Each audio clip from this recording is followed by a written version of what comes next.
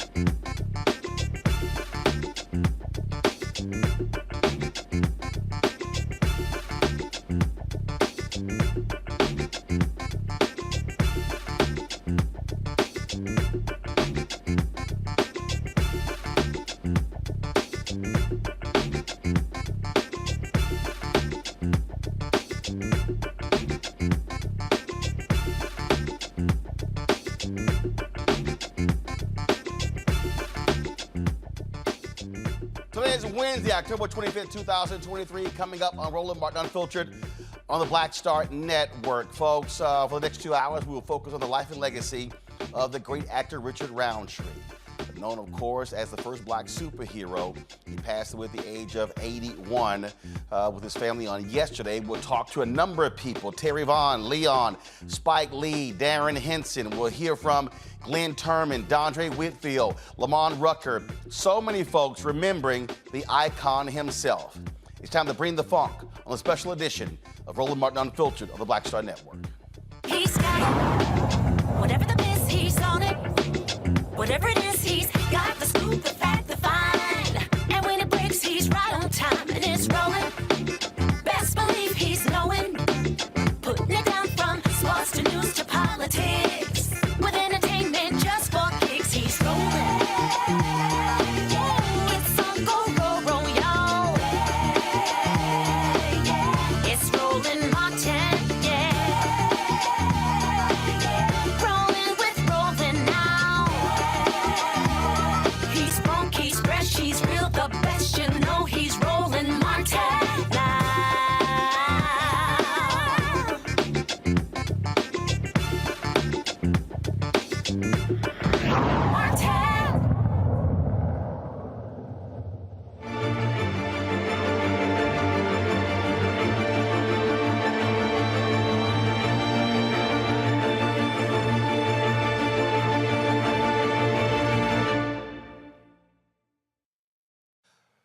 Folks, many of us were surprised and stunned. We got the news yesterday that Richard Roundtree had passed away. I was leaving the studio after last night's show when I saw the alert on my phone and was certainly stunned.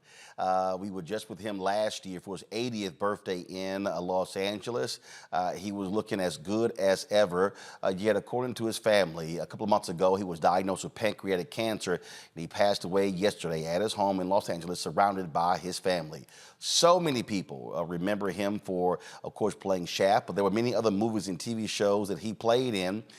He starred in these movies with a number of different people. Two of us join us right now, actress Terry Vaughn and also actor Wendell Pierce. Glad to have both of you with us.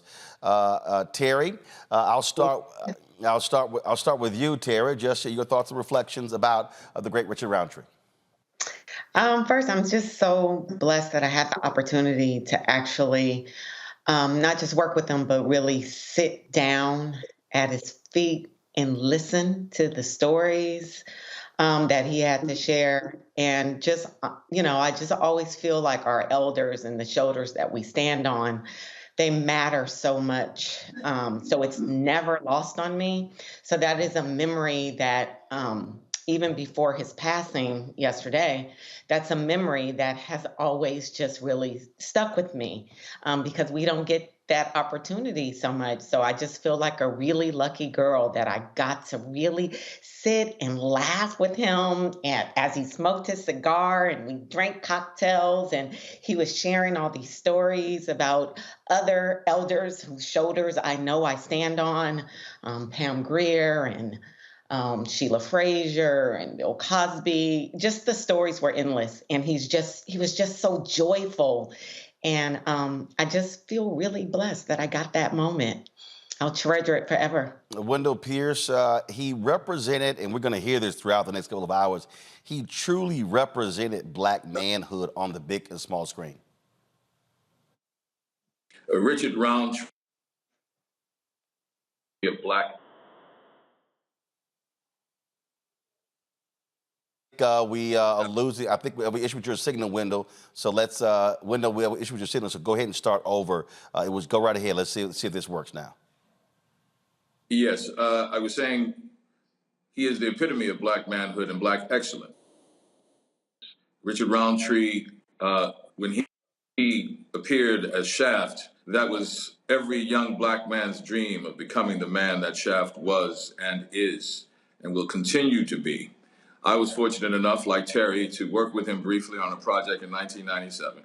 He befriended me on short notice, and I was sitting at the feet of a griot, someone who gave me wisdom and knowledge and all the same stories of those who had come before me. And to know that Shaft was done with these two men of great excellence, Gordon Parks and Richard Roundtree. And I also think of the moment when Isaac Hayes sang that theme song on the Oscars. I was a little boy transfixed to the television screen on Oscar night as I saw the epitome of Black manhood manifested in this great song and this great movie and these great men who put it down for history's sake. And they epitomized what we should all remember, that there are those who go before us who they take to their grave the knowledge that on a certain day they shone the light of people who were not themselves, but gave us voice to our unsung heart song. And for that, they joined the ages. And yesterday, Richard Roundtree joined the ages. Terry, one of the things that I always think is quite interesting is that when you're in the presence of a Richard Roundtree or a Sidney Poitier or a Harry Belafonte, folks sort of approach them sort of genuflecting, if you will. It's not like a lot of people are in that category where they're held in such reverence. He was one of those folks. Absolutely. And admittedly, I remember when we were working on Cherish the Day, we had like a cast dinner, and I was so excited, but also nervous and wanted to make sure that, because you want to say the things that you want to say, but you never want to, just come off weird. But, he was such an icon and he mattered so much to us. I had to tell him, just how much I valued his contribution to our culture, just the way he represented, like Wendell said, the epitome of Black excellence, this Black man. And for me to be able to work with him and better than just work with him, again, share that moment with him that was just genuine human beings talking, sharing, laughing, loving on each other. I had to tell him, how privileged I felt to have this opportunity to sit with him after knowing for years that I stand on his shoulders. And so I'm so happy that I did, and I got that moment, because there's so many people that I'll never get to tell that to. So I'm just so thankful that I did have that moment to tell him. Tell you, Wendell, if you were a brother and you had an ego when it comes to thinking you were a ladies' man, you didn't quite stand a chance if you were in the same room with Richard Roundtree, even at 80. You had no chance, none whatsoever, because he was a man of such grace, elan, intelligence, sophistication, and you knew it immediately before he opened his mouth. And he was a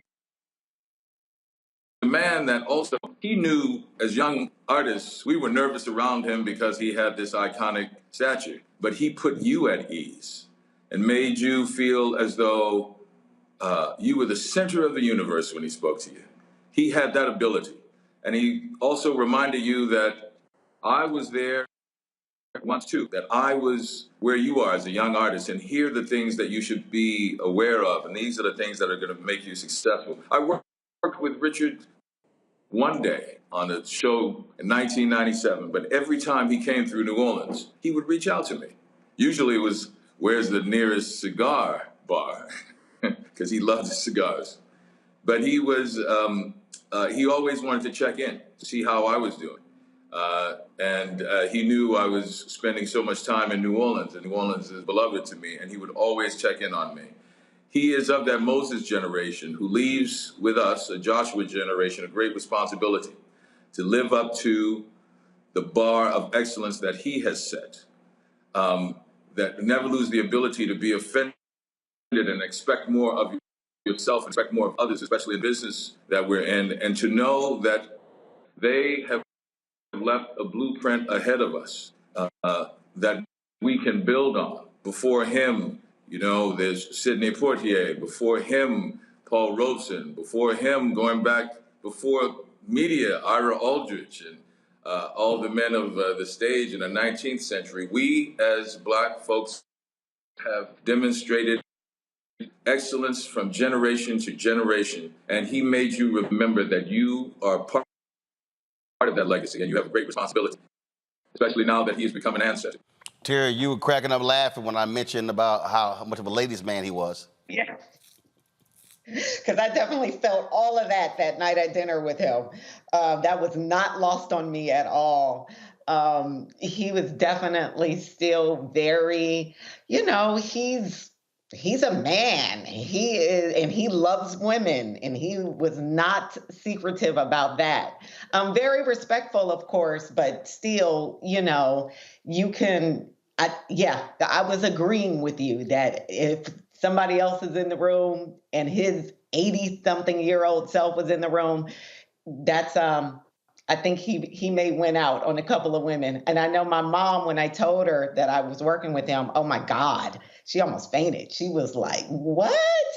So yeah, that's a moment. Terry Vaughn, Wendell Pierce, really appreciate both of you joining us for this celebration of the life and legacy of Richard Roundtree. Thank you. Thank you so much. Thank you. All right. Folks, going to go to a break. We come back. We're going to hear from Spike Lee. We'll hear from also many others, Darren Henson, Lamon Rucker, a number of brothers and sisters who worked with Richard Roundtree. Plus, we'll also have a look back. A lot of people we talked to at his 80th birthday celebration. It was an exclusive live stream on the Black Star Network. His family back east could not make it out to the birthday celebration that his children put together. And so they asked us to live stream it, and we actually did so. So we were so glad to be there as well. So lots of stuff we're going to cover over the next couple of hours right here on Roland Martin Unfiltered on the Black Star Network as we appreciate Richard Roundtree, who's now an ancestor at the age of 81.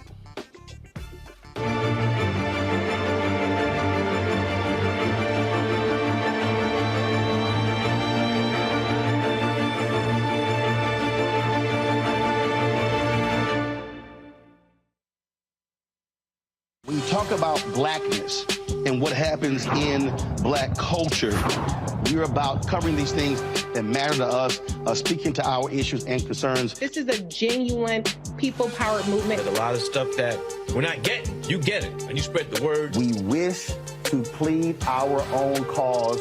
Too long have others spoken for us. We cannot tell our own story if we can't pay for it. This is about covering us. Invest in black-owned media. Your dollars matter. We don't have to keep asking them to cover our stuff. So please support us in what we do, folks. We want to hit 2,000 people, $50 this month, raise $100,000. We're behind 100,000, so we want to hit that. Y'all money makes this possible.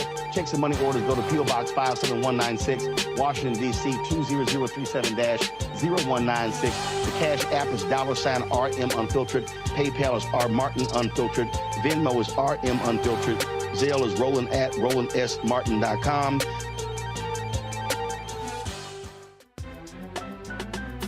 I'm Faraji Muhammad, live from LA. And this is The Culture. The Culture is a two-way conversation. You and me. We talk about the stories, politics, the good, the bad, and the downright ugly. So join our community every day at 3 p.m. Eastern and let your voice be heard. Hey, we're all in this together. So let's talk about it and see what kind of trouble we can get into. It's The Culture, weekdays at 3, only on the Black Star Network. Hi, I'm Dr. Jackie Hood Martin, and I have a question for you. Ever feel as if your life is teetering and the weight and pressure of the world is consistently on your shoulders? Well, let me tell you, living a balanced life isn't easy. Join me each Tuesday on Black Star Network for A Balanced Life with Dr. Jackie. We'll laugh together, cry together, pull ourselves together, and cheer each other on. So join me for new shows each Tuesday on Black Star Network, A Balanced Life with Dr. Jackie.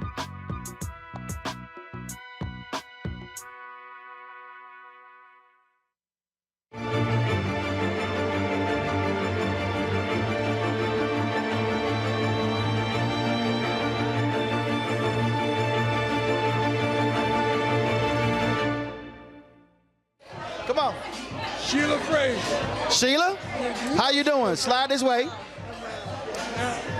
Shaft's main squeeze. No, this is Superfly's main squeeze. Superfly's main squeeze was this lady right here, Sheila Fraser. Superfly's Ron O'Neill's main squeeze was this beautiful, beautiful lady right here, Sheila Fraser. Sheila, how you doing? I'm very well. Tell us, how long have you known Richard? 50 years. 50 years. We've been good friends for 50 years. Yeah. So tell us your funniest, craziest, wildest Richard Roundtree story/memory.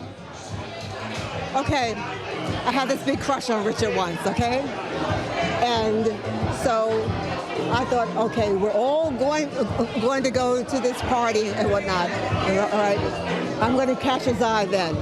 And he saw Freda Payne, and that was it. So wait a minute. Okay, so you were going to this party. No, I wasn't throwing it. We were all at a party. Y'all were all at a party. And Richard was there, and you were thinking about that Frankie Beverly song, that look in your eye. And you were trying to connect. That's right. And so you at the party looking all cute and fine, and Freda Payne looking all cute and fine, and well. That was it. Freda went home with Richard. Well, I don't know about that. No, I already talked to her. Yeah. Right. Okay. She said, me and Richard. I said, we know what that mean. No, so we've been friends. As a matter of fact, Richard is responsible for me becoming an actor. How so? Well, I had a terrible stutter. And so he convinced me to go to the Negro Ensemble Company. And I did. and I got in. And so then when I heard that Gordon Jr. was going to do a new movie, I ran into Richard, and Richard set up the appointment, the audition, and the rest is history. Wow. That's awesome. Yes, and we got a chance to like play husband and wife in a pilot series called Firehouse and different things, you know. But well, y'all go back 50 years. We are close friends. Well, it is great to be here to celebrate his 80th birthday. He's looking good, looking clean. You're looking fabulous as well. Freda says she turns 80 in September, and I say, look, black don't crack. Well, let me tell you about how much I admire you, okay? Any issue that we have, you go to the heart of it, you know, and it's such a pleasure to like watch you. You don't care, you know, nothing is political, you know, with your motivation. You know what, you really care about us, and so you're one of my heroes. Well, I certainly appreciate it. I want you to know that. I appreciate it. I'm gonna keep giving them hell. Hey, listen, and I'll keep praying for you. I appreciate it. I'll take them.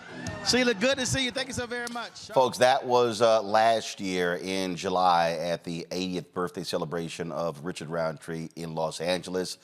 It was certainly great to be there. In the next segment, you're going to hear from Freda Payne herself as well. Joining us right now is director, actor Bill Duke. Always glad to see Bill. Bill, Richard Roundtree, one of your contemporaries, someone who, whenever he was on the big screen, I'm not quite sure if the big or the small screen was big enough to capture all of him. Well, like Sidney Poitier, he was a pioneer. He represented us in a way that had great dignity.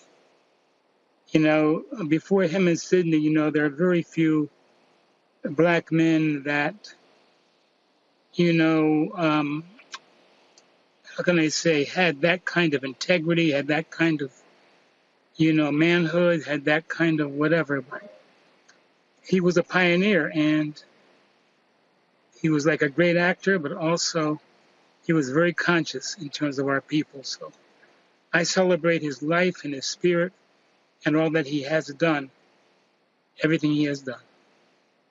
Somebody who goes from being an Ebony Fashion Fair model, joins a Negro Ensemble, and he wins the starring role in Shaft, which was his first major role. Right. Not bad for somebody coming out the gate. Hey, Shaft is a classic. I mean, everybody still watches Shaft, and he did a great job. You know, he also how can I say? You know, there are not a lot of actors that know the craft of acting. You know, and surrender to the character that they're supposed to be depicting. He had that not only talent but skill, and that's very important.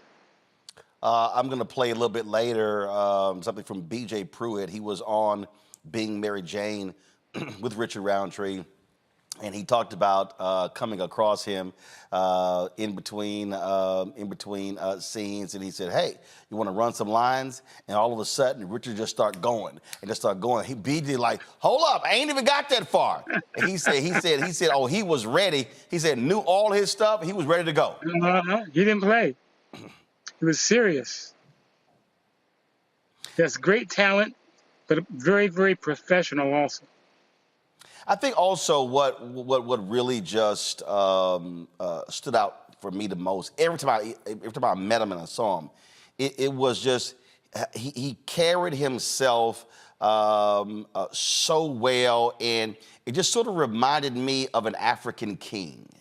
Was sort of how he walked into the room and how he just sort of just stood over others, because he was he was a tall guy. He was a tall man. He was a big man, and so that was always sort of how I looked at him, sort of as this African king, how he Yes. rolled in.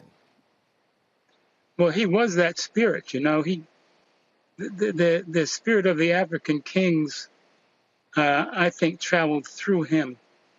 And as I say, Sidney also, I mean, you know, those were pioneers, and they went through a lot. And for those of us who are here today still working, and they were the people who were responsible for us being here to a great extent. So I was so happy to know him and appreciate him, his work, and his integrity as a talent in this business. So all praises to him forever, sincerely. Indeed. Bill Duke, always glad to see you. You're a pioneer as well, and we certainly thank you for joining us, sharing your thoughts and reflections about Richard Roundtree. Well, God bless you, my friend. Thank you for having me, and let's celebrate him forever. Indeed, indeed. Folks, a little bit earlier today, Spike Lee and I got an opportunity to chat about Richard Roundtree. It was a great conversation, and one that I have great pleasure in bringing to you as well. So here's my chat with Spike. Spike, always glad to chat with you. We ain't gonna talk about sports. All of our teams, they sitting at home. So on the baseball side, we're gonna leave that alone. Now we got to just focus on football and basketball. But when you hear the two names, Richard Roundtree, what's the first thing that comes to mind? I was a freshman in high school, 1971, John Dew High School in Coney Island, and to see Richard Roundtree as Shaft, he was our Superman, Black Superman. Then paired with, directed by the great photographer Gordon Parks and Isaac Hayes. Oh my God, with Shaft. Shut your mouth. I'm just talking about Shaft. I mean, it's hard to explain, and you know what I'm talking. People, I mean, our people that weren't alive then. I mean, the 70s, we were just so beautiful. And I don't want to sound like I'm some old fuddy-duddy, yeah. No, I'm telling you, Ellen, bro, you know what I'm talking about. The 70s, Black Power, Afro, pick with the fist on it, and the music. Wake up every morning to watch Soul Train. and the cinema, John Shaft, Black detective in Harlem, kicking ass, taking names. Afro, leather jacket, down to the knees. Too. Well, I think, but you said, I can't, bro. Why you're better than me? Explain what that meant to us as a people. Well, I think so. People don't understand the historical piece. So here you're coming out of the 40s and 50s, where you had Black folks, Amos and Andy, and those type of shows. Then you go into the 60s. Know what that is. You go. Then you go into the 60s, and you've got Harry Belafonte, you got Sidney Poitier. But those were roles that even Bill Cosby on I Spy, those were roles in terms of there was a certain way they had to be more palatable. Let's be clear, more palatable to white America. I'll give an example. And guess who's coming to dinner? Spencer Tracy, Katharine Hepburn, in that film, Sidney's going out with their daughter. He makes a phone call using their phone and puts a dime next to the phone. Remember that? Yeah. But look, I'm not hating on look, I love No, it's not hating. Mr. B just left us. Yeah. But what they did enabled us to make the next step. Right. So they had to present that character. Then all of a sudden, again, King is assassinated 3 years earlier. You got the attack on the Black Panthers. So now you come into those got Vietnam too. Yeah, absolutely. So now and you got all those brothers who have gone to Vietnam getting killed. So now all of a sudden you come to 71, and you're right. All of a sudden you got Marvin Gaye's What's Going On. That was too. Marvin Gaye and album, What's Going On. Right. You got all of these force things that are moving, and you get this brother who's an unapologetic Black man. Kicking ass. And that's the thing. And so you're right. We can talk about Chadwick was amazing and wonderful, but Richard Roundtree as Shaft was truly a black superhero. Game changer.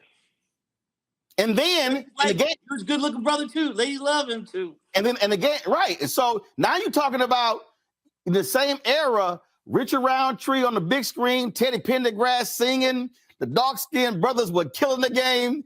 Marvin, what's going on?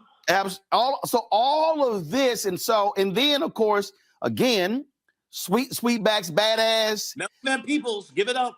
Independent, Gordon making sure you got black folks working, you got black writers, you got black artists, Isaac Hayes in the soundtrack. So this movie that people have to understand was so earth-shattering. Bro, it's black on black on black.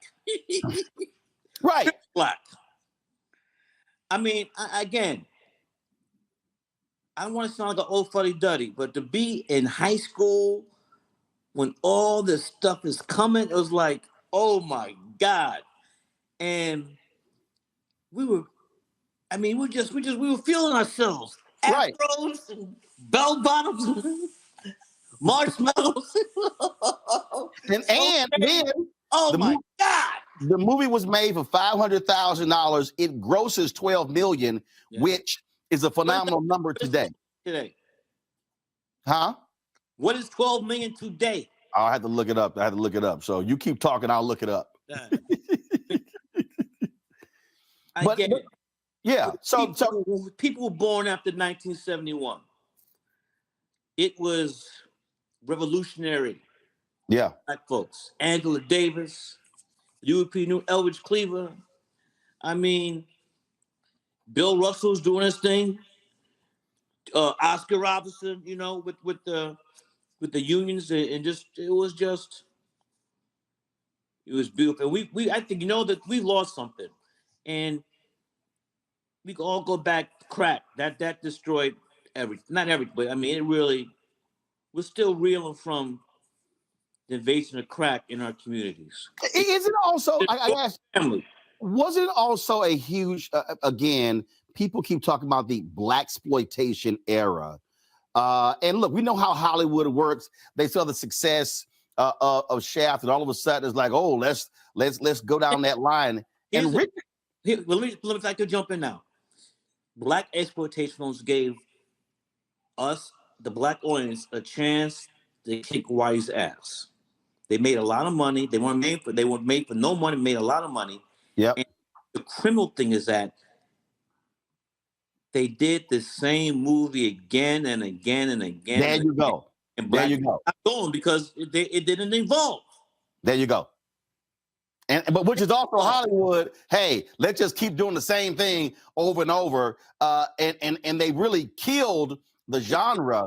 Killed the golden goose. Absolutely. One of the things I think was amazing. Richard, for a long time, hated when people would see him and say John Shaft. And it was his daddy who pulled him aside and said, son, there are a lot of people who go through this world and nobody remembers anything that they did. And Richard said it was that thing that changed his thought process. And he accepted it because he accepted what the character meant and why it was so beloved. He was our black Superman. We've never seen something like that. And again, the Richard Roundtree, Gordon Parks, and Isaac Hayes. God damn! The triplet, the triplet. In hockey, they call it a hat trick. Did you ever consider putting Richard in one of your movies? There wasn't just a role where I just want to put him in because, we met a couple times, but it was just one of those things where it just never happened. Right. And I regret it. One of the things that I think I've been watching a lot of these mainstream media stories on him that, frankly, most of them being weak as all get out. They don't know what's happening. They don't know what it meant to us. Well, but they also stop at Shaft. This man was in numerous television shows. He did other movies. His career, 100 movies. His career didn't stop in 1978.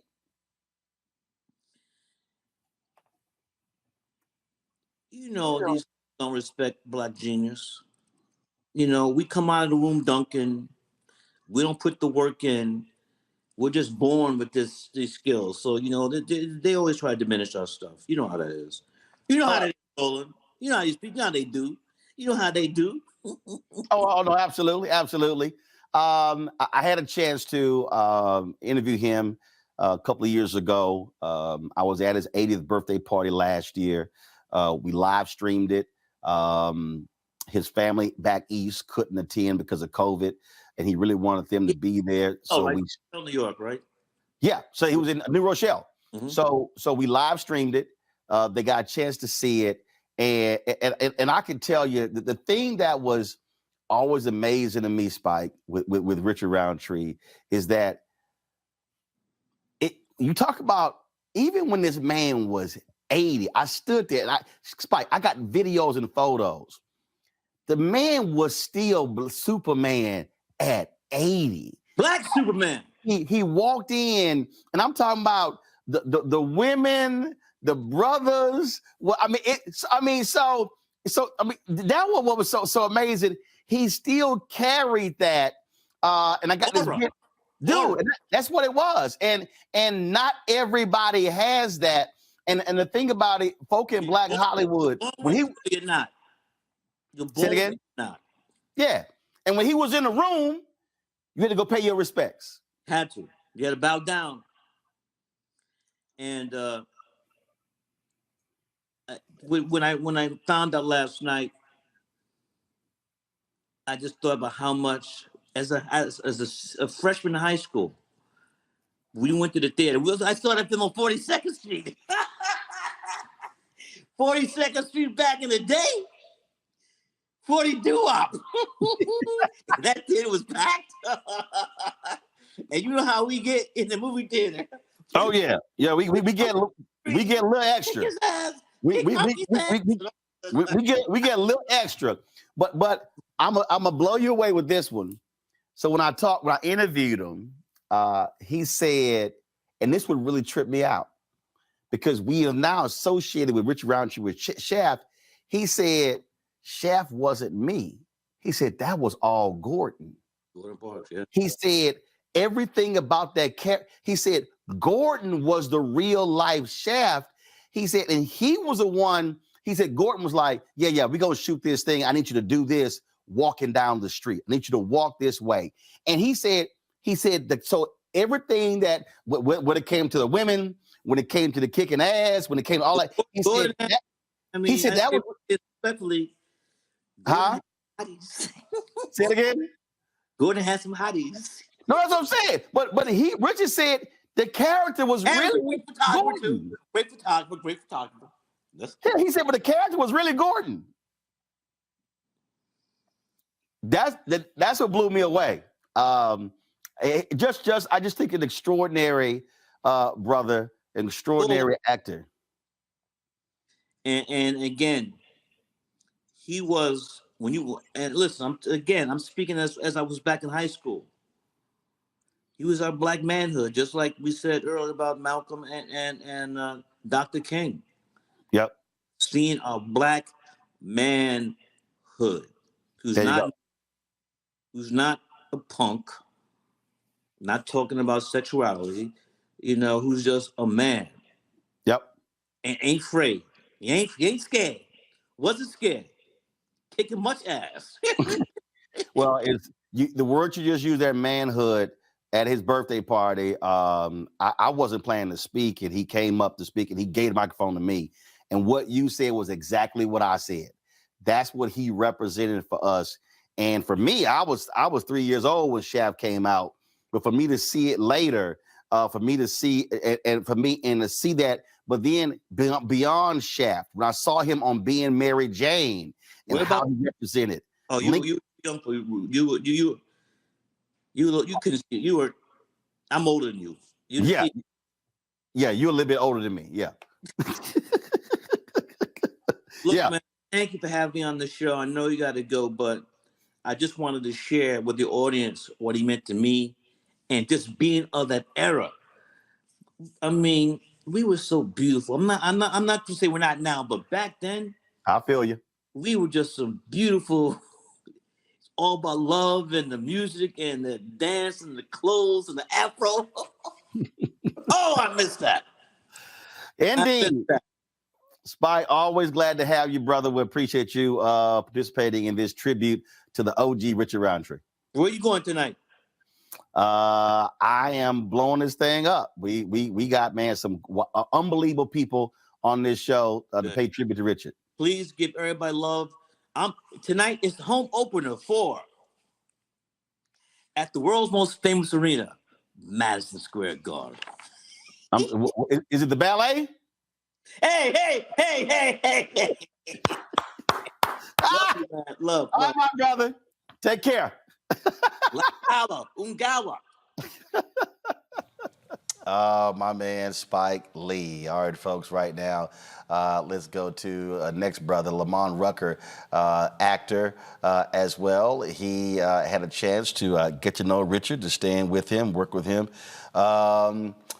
Lamon, just your thoughts about the great Richard Roundtree. Man, I don't even know where to begin. And I can at least say I don't have as much gray on my face as Spike. So, but I've had a relationship with Mr. Roundtree before I even knew him. I even wrote a paper in college. I even told him this. That was just about the impact that I felt he, as an actor, the aesthetic and the perspective even that Gordon Parks had with Shaft, and the way that show impacted me. I just thought Mr. Roundtree just embodied so much beauty and strength and class, sex appeal, all of that in such a way that was so dignified and so profound that it impacted me at a young age. And I was motivated to write a paper on it, and then had the privilege that once I started working as a professional actor, he played my dad. So when I was on As the World Turns for a few years, I had the privilege of, first of all, being named after Thurgood Marshall. My full name was Thurgood Marshall Travers. And then Richard Roundtree was my father. So we've had a great relationship ever since those days. And there have been numerous other events where I've been able to be in his likeness. I reenacted a classic ebony cover back in 2010. A number of us did this celebratory series of classic ebony covers, and I was chosen to be Richard Roundtree and redo one of his. I think it was, maybe like around the Shaft in Africa days. He had this denim, outfit on. So, but Google that. It's an awesome photo. Very proud of it, and was honored to be selected, and in particular to have my life and my,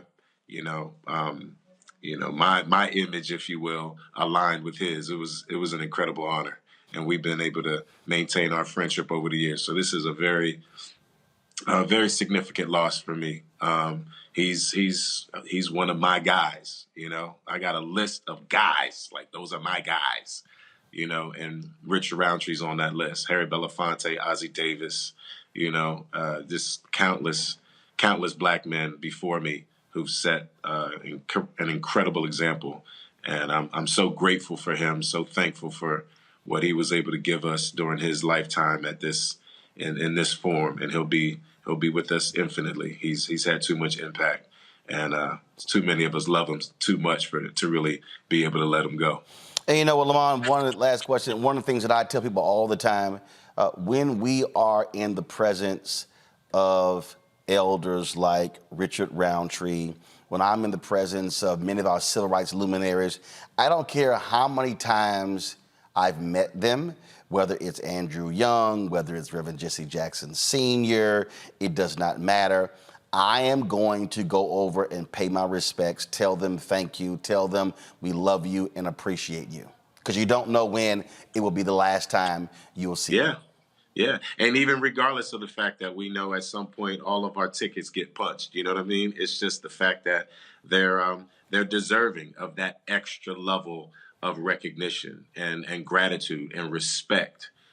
So I was raised to honor my elders, and I've always treated Mr. Roundtree as such. You know, he's definitely one of those men along the lines of some of the other gentlemen that you mentioned that, they deservedly make you feel like you're obligated to go up and kiss the ring every time, and acknowledge the crown that's on their head. So he was a beautiful man, and I thank God for him and so many of the other incredible, majestic, and brilliant, beautiful black men that we have throughout our community and our race of people.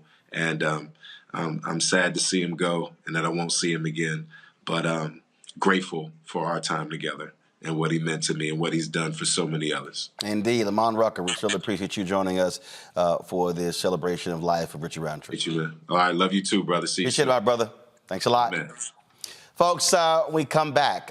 We'll talk with the great Debbie Allen about Richard Roundtree. We'll also chat with Vanessa Williams, who starred in Soul Food. Darren Henson, who was in Soul Food with her as well. We've got a lot more stuff to share with you. Glenn Turman, Dandre Whitfield, Freda Payne, Telma Hopkins, Ben Vereen, BJ Pruitt. I mean, you name it. We've got lots more right here, folks, on Roland Martin Unfiltered. On this special edition, celebrating life and legacy of the great Richard Roundtree. We'll be back in a moment.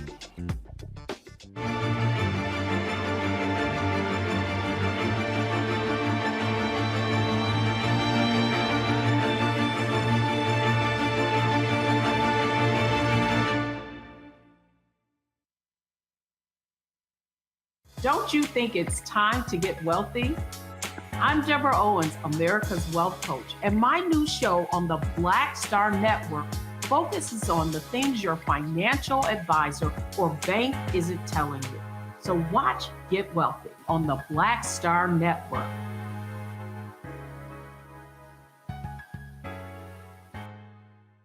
Hatred on the streets, a horrific scene, a white nationalist rally that descended into deadly violence. White people are losing their damn minds.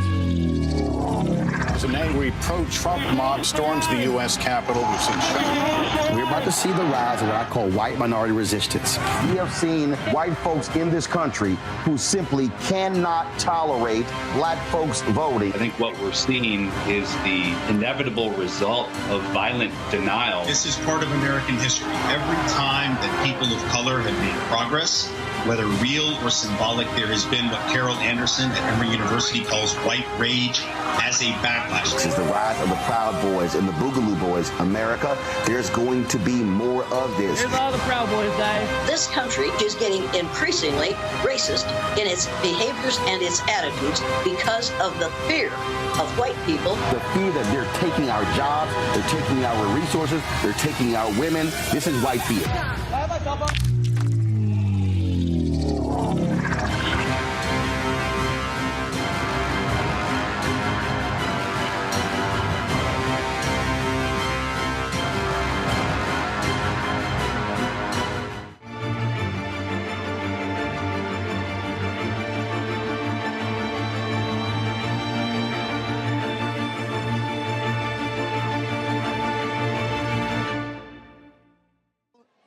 Roland Martin here. I just got here. And here, of course, the great Freda Payne. I walked in. I saw her all bedazzled, always looking good. Good to see you. Good to see you as well, Roland Martin. So let's talk about Richard Roundtree's 80th birthday. Well, I'm happy to be here. Richard is a friend of mine from way back when. We used to be, we used to pal around together, if you know what I mean. Okay, y'all say, look, she was like, we used to, be entangled. I mean, this was back in the 70s,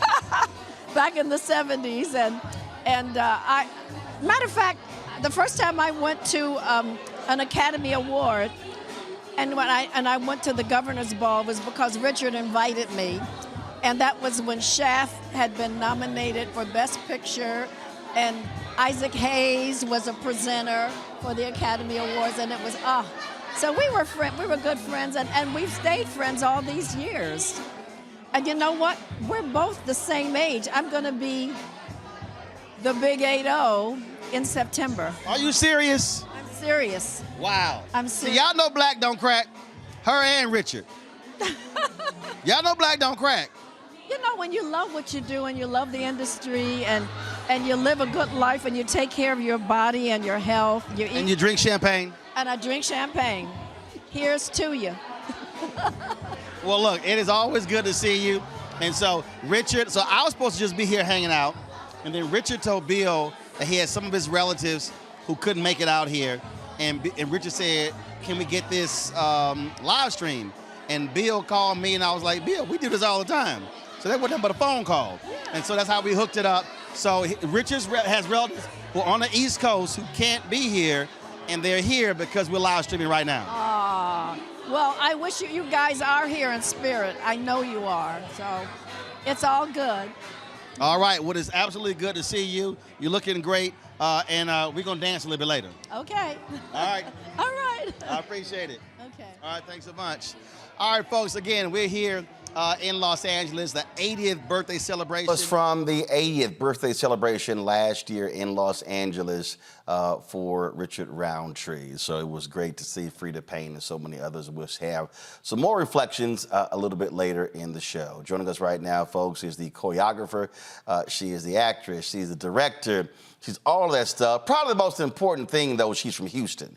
Graduate of Jack Yates High School. And so glad to have the illustrious Debbie Allen with us on Roland Martin Unfiltered. Debbie, always good to see you. Thank you, Roland. How are you? I'm doing great.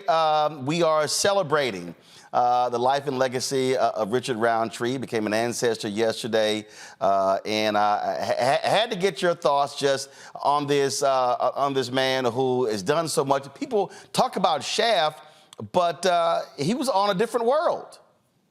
He was on a different world. Grey's Anatomy?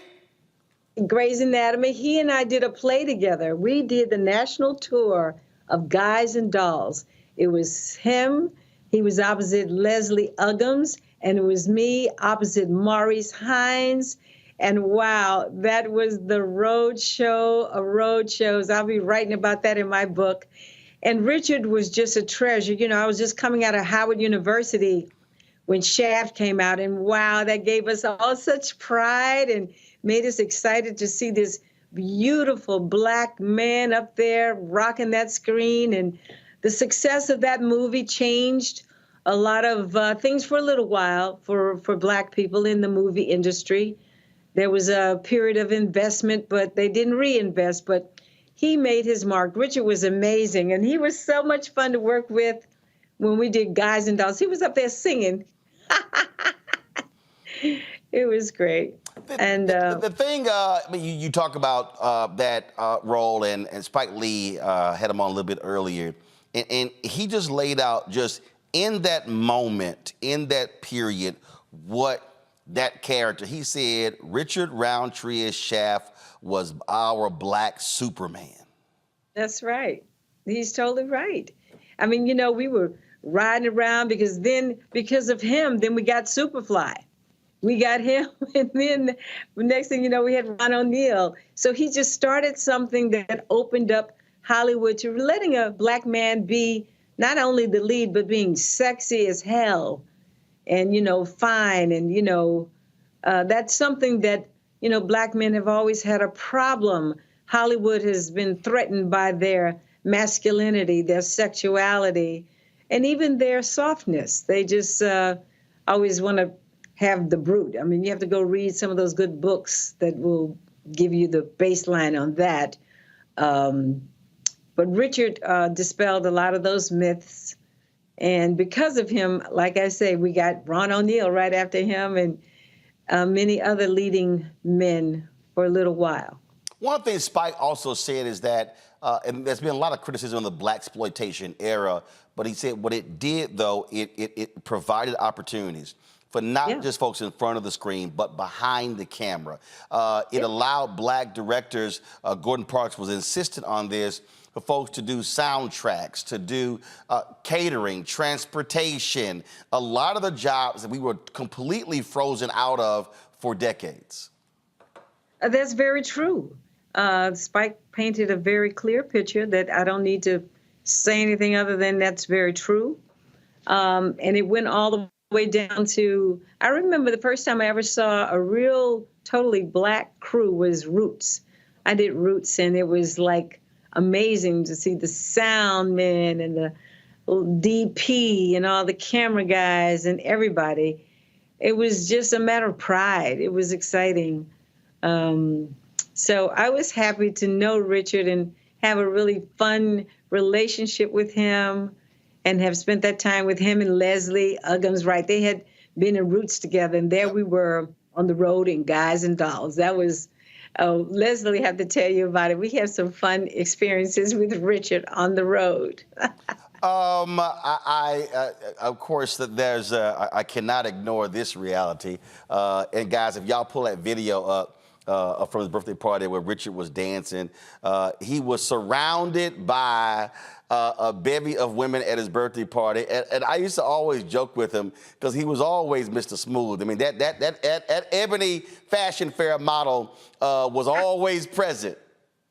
Right. Richard was beautiful all the way, you know, and there was no denying. And it was kind of like finally accepted, you know, because think about all the movies that Sidney Poitier did and what a great actor he was always, and how, when did he get to have a love relationship on screen?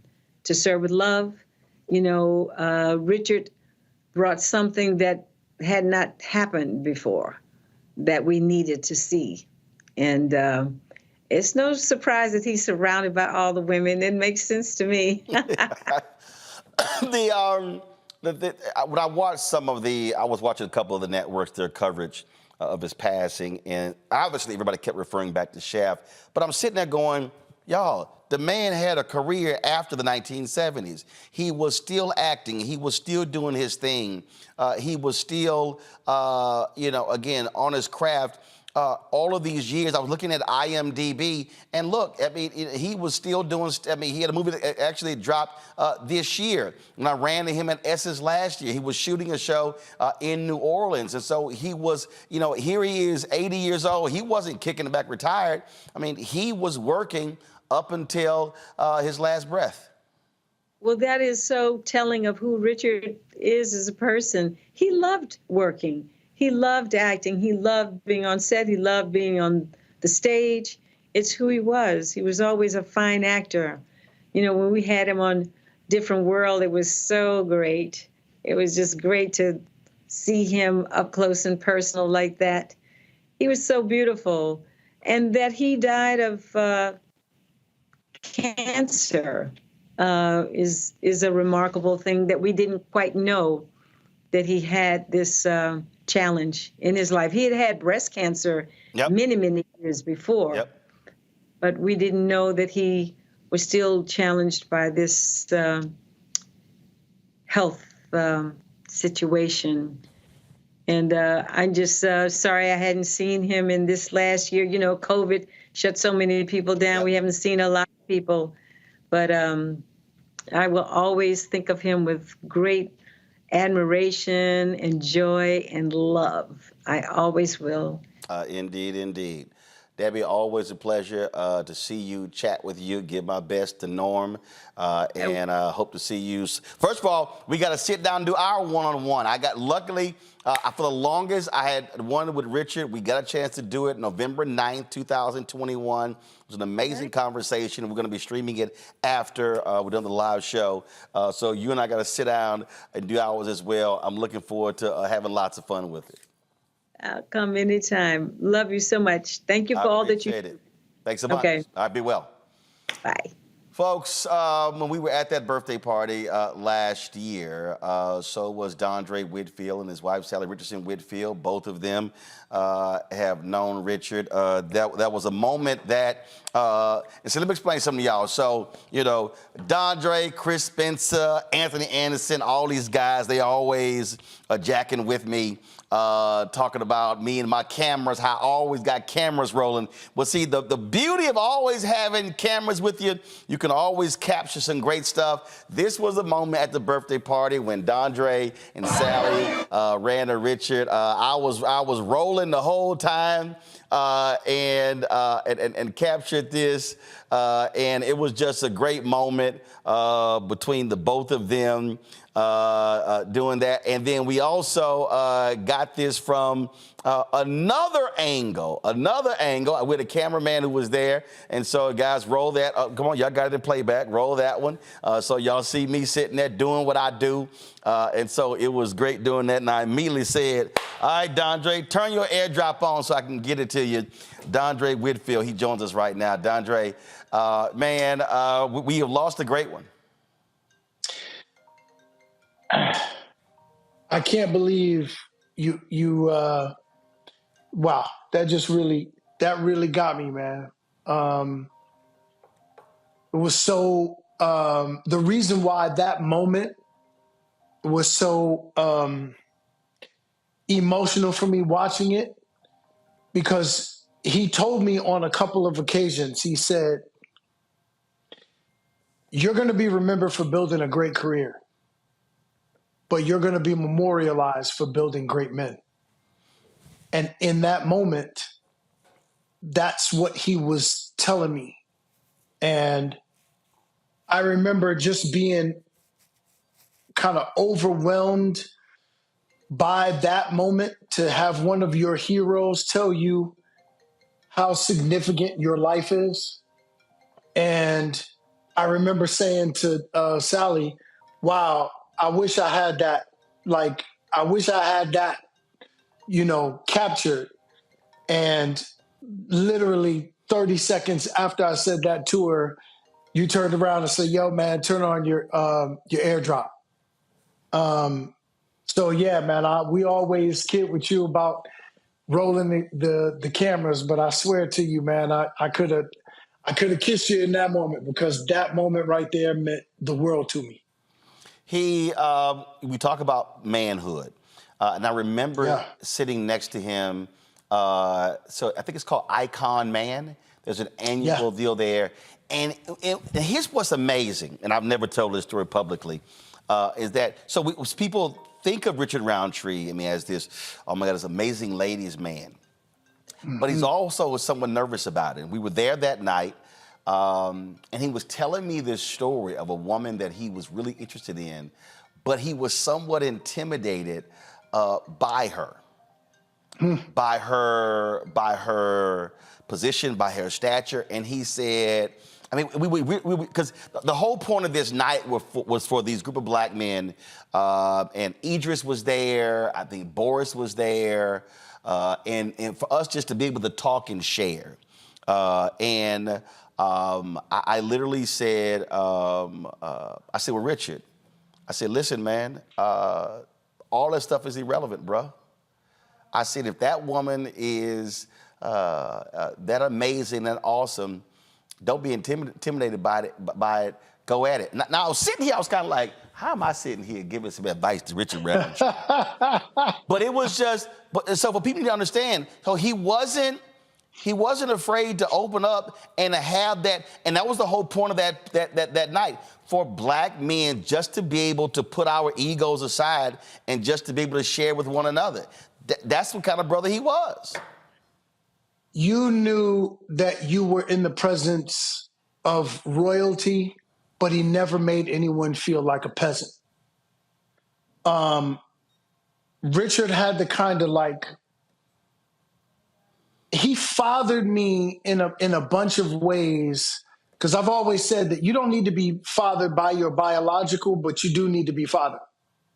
And every time I was around him, I took away a life lesson that a father would give you.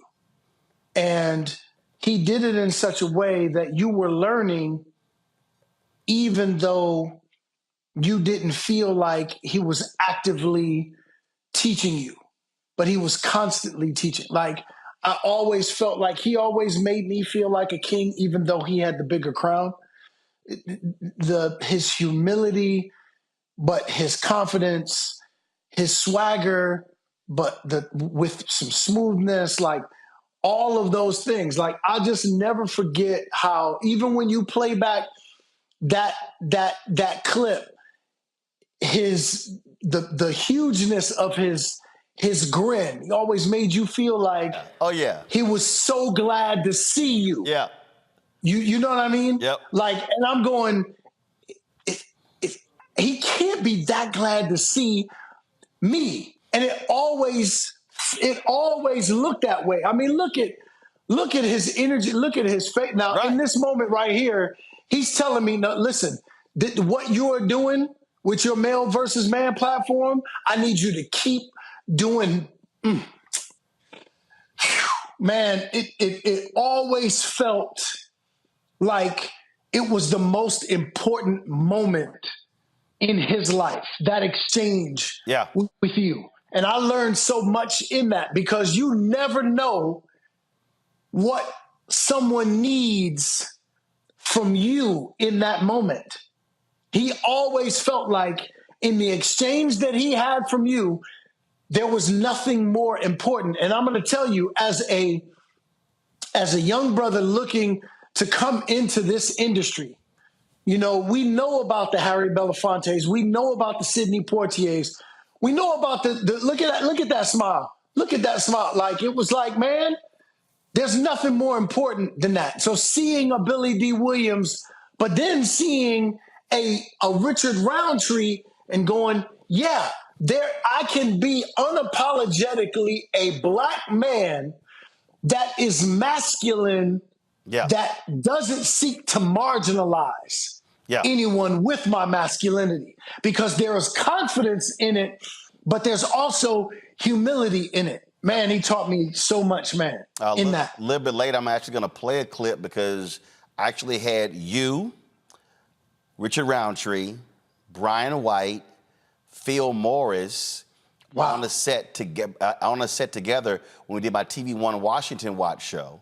And that point came up about not having to wear a dress, being able to, like all the different things. It was a great conversation, and I totally forgot we did that. I used to do these Hollywood shows, and I forgot that he was on one of the panels. And I was on YouTube, and I typed in Roland Martin and Richard Roundtree, and I was like, yo, I totally forgot about that. And so you're right, and you're right about the smile. Last year at Essence, my guy's trying to find it. He really screwed up because he actually didn't turn the audio on. So what happens, we were pulling up to the Lowe's Hotel, and the Sprinter door opens, and Richard is literally on the phone in front of the Lowe's Hotel. And so the door opens, and I step out, and he goes, and then this huge smile on his face, gives me a big hug. What are you doing here? And he wasn't there for Essence. He was actually shooting a show there with V. Bozeman. And it was just always great. And you're right, that smile, and he would just hug you, and he would just hold you. And it always had great words of affirmation. I mean, he was just a genuine brother. Yeah, man. He was the kind of gigantic brother that I aspire to be, because, you know, you use the word affirmation, and I talk about this often. Affirmation is actually activation. When you affirm somebody, it's like you turn them up all the way, man. Like, I'm wearing my hoodie, this human hoodie, because when he talked about how what I was doing needed to be amplified, it needed to be bigger. Me doing this, the human podcast, was really about talking about the struggles that we as black men have to endure every single day, and how do we get to the other side of that? And that came from giants like Richard Roundtree saying, what you're doing has to be bigger. It has to be amplified. And I'm going to tell you, when you hear, you know what it is, Roland, when you hear one of your heroes tell you about the significance of what you do, it serves as like a battery pack. Yep. That dude, man, I'm gonna tell you, I'm gonna be smoking a cigar tonight because that brother right there, one of the most memorable moments of my life was sitting down with him. I sent you a clip. Yep. The night after his 80th birthday, that clip from that 80th birthday, the very next day, I'm sitting in first class with Richard Roundtree. We are sitting side by side. It was one of those like surreal moments where we came to celebrate him, and here we are. There it is. We are sitting next to each other on the plane, like just a surreal moment where it was like God was saying, yeah, I know you guys had that moment at that 80th birthday party, but you know what? I need you to have an even bigger, intimate moment with each other. Because, there's something about when you sit next to somebody on the plane, the kinds of things that you may not have been able to talk about right when you're in front of, all of these people at a party. There's a different level of intimacy as you share a meal, as you share proximity, and there's no one else impeding on the progress of your exchange. Man, I'm going to tell you, man, I loved that brother. Love that brother. Gonna miss him so much. Dandre Whitfield. Always a pleasure, my brother. Always, man. Love you, bro. Love you, brother. Thanks a lot. Yes, sir. Folks, going to go to a break. We come back. Darren Henson, Michael T. Williamson. We will talk with them and so many other people. They've been blowing the phones up trying to get in. Vanessa Williams from Soul Food.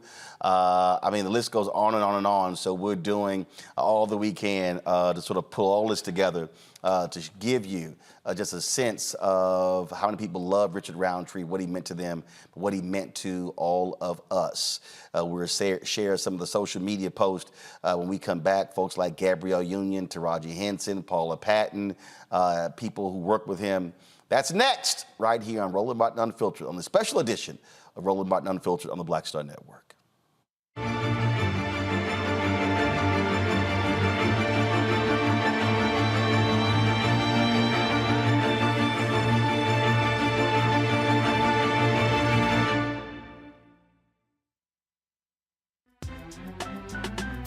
I'm Faraji Muhammad, live from LA.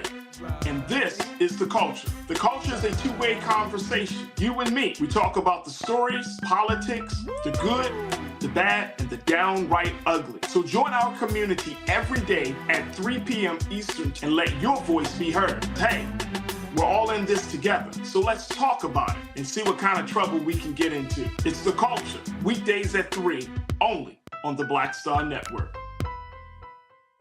When you talk about blackness and what happens in black culture, we're about covering these things that matter to us, speaking to our issues and concerns. This is a genuine people-powered movement. There's a lot of stuff that we're not getting. You get it, and you spread the word. We wish to plead our own cause. Too long have others spoken for us. We cannot tell our own story if we can't pay for it. This is about covering us. Invest in black-owned media. Your dollars matter. We don't have to keep asking them to cover our stuff. So please support us in what we do, folks. We want to hit 2,000 people, $50 this month, raise $100,000. We're behind 100,000, so we want to hit that. Y'all money makes this possible. Checks and money orders go to P.O. Box 57196, Washington, D.C. 20037-0196. The Cash App is $RM Unfiltered. PayPal is R Martin Unfiltered. Venmo is RM Unfiltered. Zelle is Roland at RolandSMartin.com.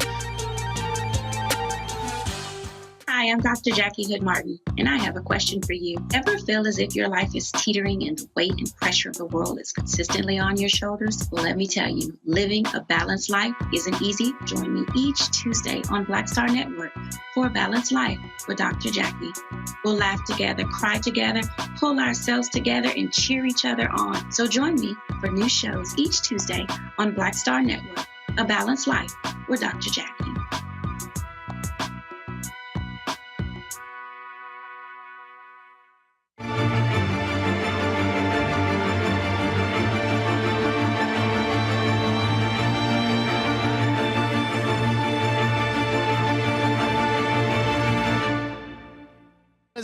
on. See, him and Richard you know they old school. They got the straw hat. Well, you know how that go.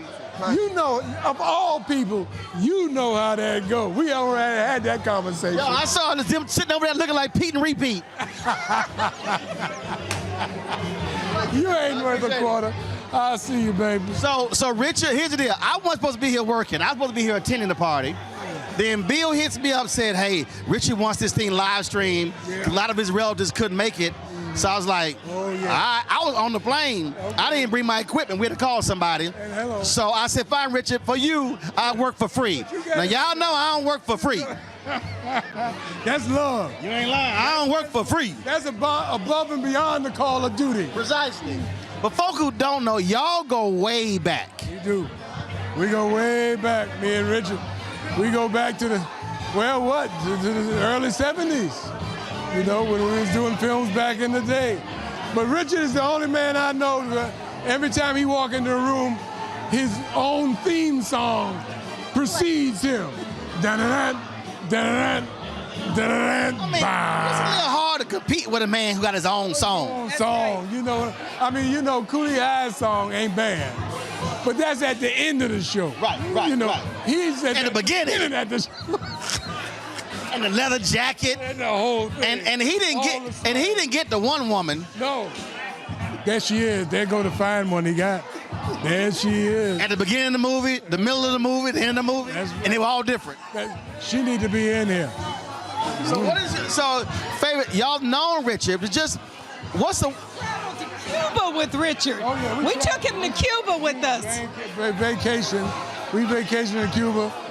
And everybody else was coupled up. Right. Everybody, Richard didn't care. Richard was the only one who was single. Richard said, y'all going, I'm going. We waited for him to come back with stories. I ain't gonna go no further than that. Well, look, it is great to be here. We're gonna have a great night. And so I'm sure there are gonna be a lot more stories being told. Most of them likely not PG-13. You got that right. Always good seeing y'all. I appreciate it. That, of course, Glenn Turman and his wife, that was at Richard's 80th birthday party last year. Those two go back more than 50 years. Richard Roundtree, folks, starred in the television show Soul Food. That's right. I told y'all, he went way beyond Shaft. And one of the folks who was in that show, Darren Henson, joins us right now. His ode to Richard. See how he's dressed, the turtleneck and the cigar in his hand. And I got my hat. Oh, there you go. And you got the hat. So yes. And I got my hat. You're paying full homage to one of the coolest cat that has ever walked this planet, Richard Roundtree. Yes, sir. Share with us what was it like working with him, preparing with him, seeing him do his thing.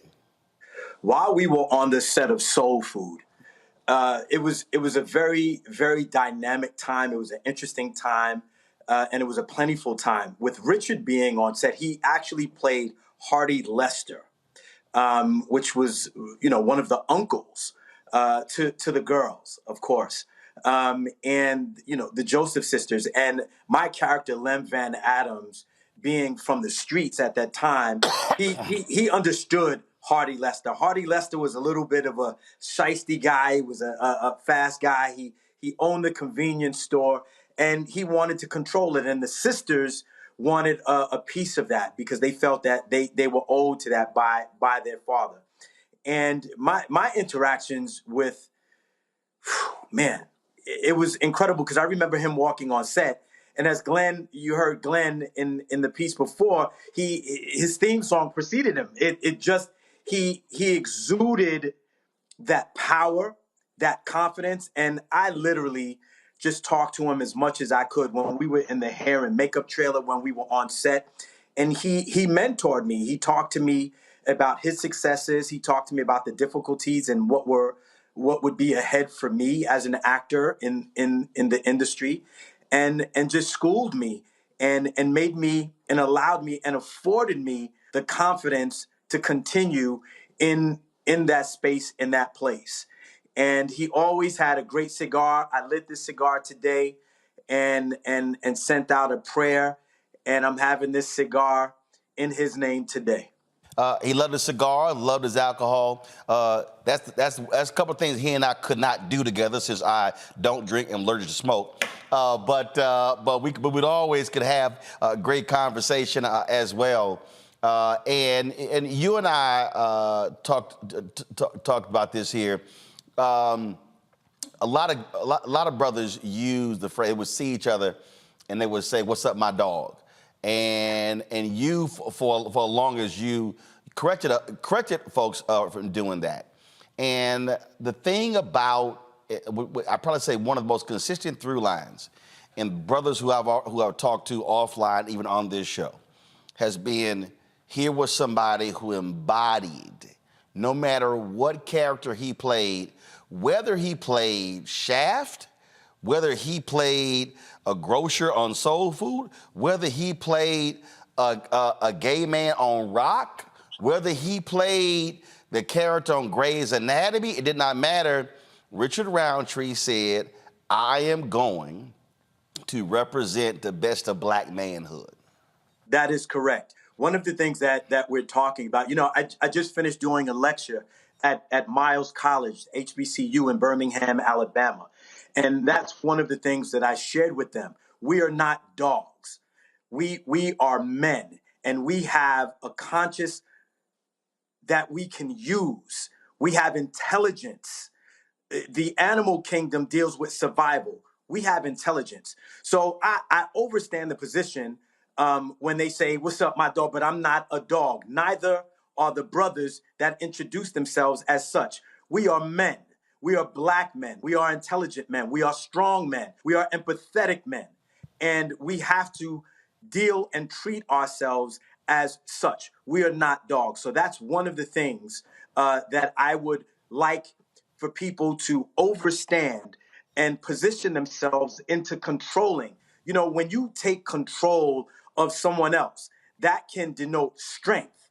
But when you master yourself and your language, and your actions, that is true power. And when you carry and you walk with that essence, then we are walking in the state and the place of the greats. And as we all know it, Mr. Roundtree is great. He perpetuated that. He taught that. He spoke that confidence that we would need to walk and talk as black men in America. We don't need to exacerbate anything that is going to bring us into a place that we don't want to be. We don't want or have any desire to go backwards. It's about forward movement, forward thinking. And as you said and used the word clearly, he exuded that. Yes, he did. Darren, always a pleasure, my brother.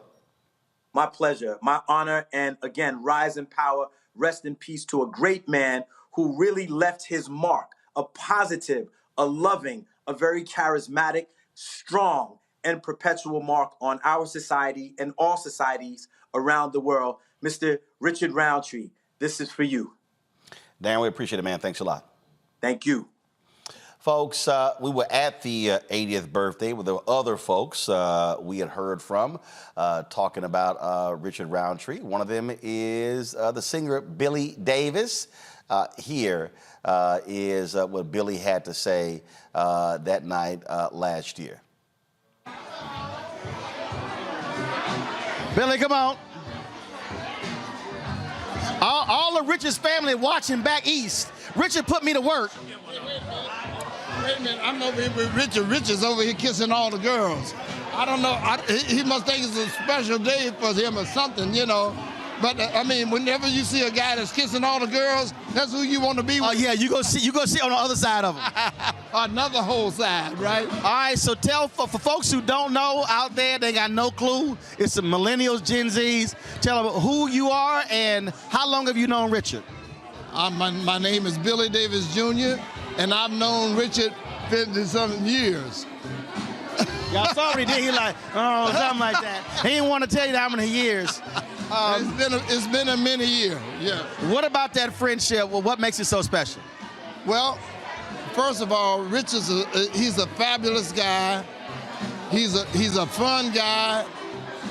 his birthday. We are both cancers, which is I got a lot to say about that.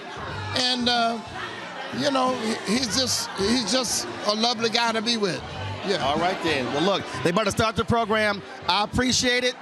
We're going to chat with others later. It's always good to see you, man. You're looking good, looking clean. Thank you, brother. You haven't changed a lick. You know, you look the same. What am I doing? No, I'm gonna be eating and drinking what you eat and drink. well, all right. Then you got it. All right, Billy, I appreciate it, man. Thanks a lot. All right, folks. That, of course, was the great singer Billy Davis, of course, husband of Marilyn McCoo. Another actor who was on Soul Food is Vanessa Williams. She joins us right now on the phone line. Glad to have you here, Vanessa. When I texted you earlier, you said that absolutely you had scenes with Richard and y'all had a big argument in one of these scenes.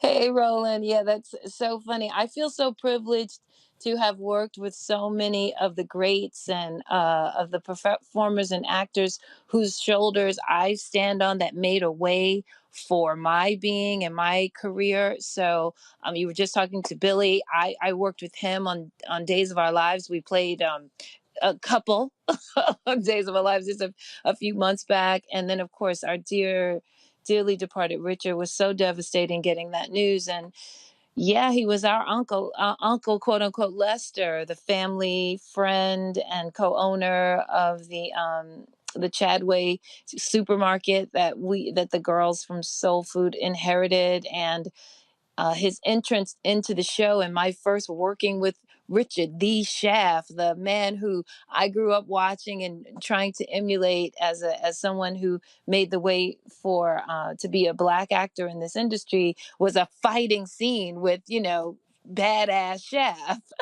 So it's pretty amazing. And it was wonderful just working with him and just all that he means to me and our cast and to the culture. I'm just so heartbroken with this loss. Parker actually posted the scene in the grocery store where she, Melinda Williams, and yourself, y'all were going at it. Yes, we were not having it. Maxine was a badass herself, so she didn't care who Uncle Lester was. She was coming for it, all that grief and vitriol from having made the loss. So, yeah, it's been, we were on the phone, the three of us, yesterday when I got the news, and just really appreciating life and just being so overwhelmed with the opportunities that we had to work with such greats as Richard and how we, have no idea like how long we have with each other. Yep. And, and so I'm just so grateful that he touched my life in so many ways and so personally, to have had the opportunity to work with Shaft, to work with Richard, a marvelous actor who came up out of all of the New York theater scene that also grew me as an artist, and all of that when there was no way, when we were making our own way. It's just an incredible, wonderful growth to see what we've been able to do, and for people like him who've paved the way for us. The thing that I think was so awesome is that again, I mean, he kept it going. He was in shows, he was in movies, he was still doing his thing. In fact, Hill Harper actually posted, if y'all have the Instagram post, folks, if you don't, I'll pull it up here. He posted something that I thought was really powerful. Go ahead and pull it up. He said, many years ago, I was waiting in an audition room to go in and read for a role in some movie I can't remember, for a young director seemingly recently out of film school. As I waited, as actor after actor walked in to audition, my turn was next, and at that moment in walked a towering, powerful, elderly man. Mm-hmm. A man of regal grace, intelligence, and class that I immediately recognized. As I watched him sit down with his audition sides in hand, I sat back in my seat dumbfounded and angry. I said to myself, are these producers and that young director actually making the great Richard Roundtree audition for this rinky-dink film? I felt super protective of him for some reason, LOL. In my mind, there was no doubt they should have offered him the role out of respect. It was that moment I realized that the world rarely grants us the respect we are due. So after I read and before I left, I made it a point to laud him with compliments and respect. From that moment on, every time he would see me, he would say with his deep voice and a smile, "Hill, how you doing, young brother?" He reminded me of my father and other men from his generation, so strong, so cool, so loving without ever showing it. His immense talent and commanding presence graced our screens, embodying both strength and gentleness. Beyond his legendary roles, he was a man of deep kindness and soulful wisdom. Let us celebrate his enduring legacy and the indelible mark he leaves behind. Farewell, good sir, with all respect, love, and reverence. You, Sidney Poitier, Harry Belafonte, Ossie Davis, and others are leaving us too soon and leaving a definite void. You represent the best of us. We love you. Rest in power, Richard. There's no doubt that he belongs in the pantheon of great actors, but certainly great black male actors. Absolutely. I mean, I totally second the emotion of Hill's most eloquent post.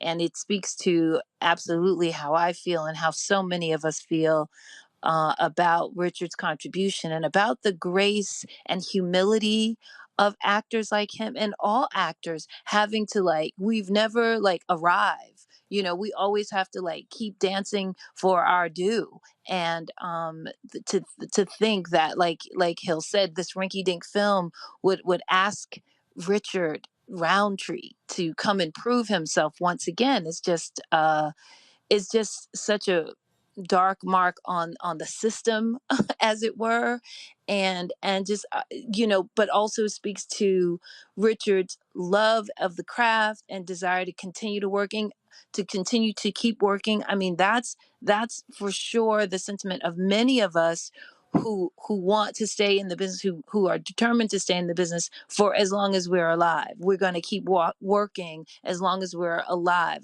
I was just at an event with Richard Lawson and some others, and we were honoring Marla Gibbs. Yep. And it's that same kind of tenacity and resilience. And no matter how many times or how much tap dancing we're going to do, I'm here for it. I've got a story to tell.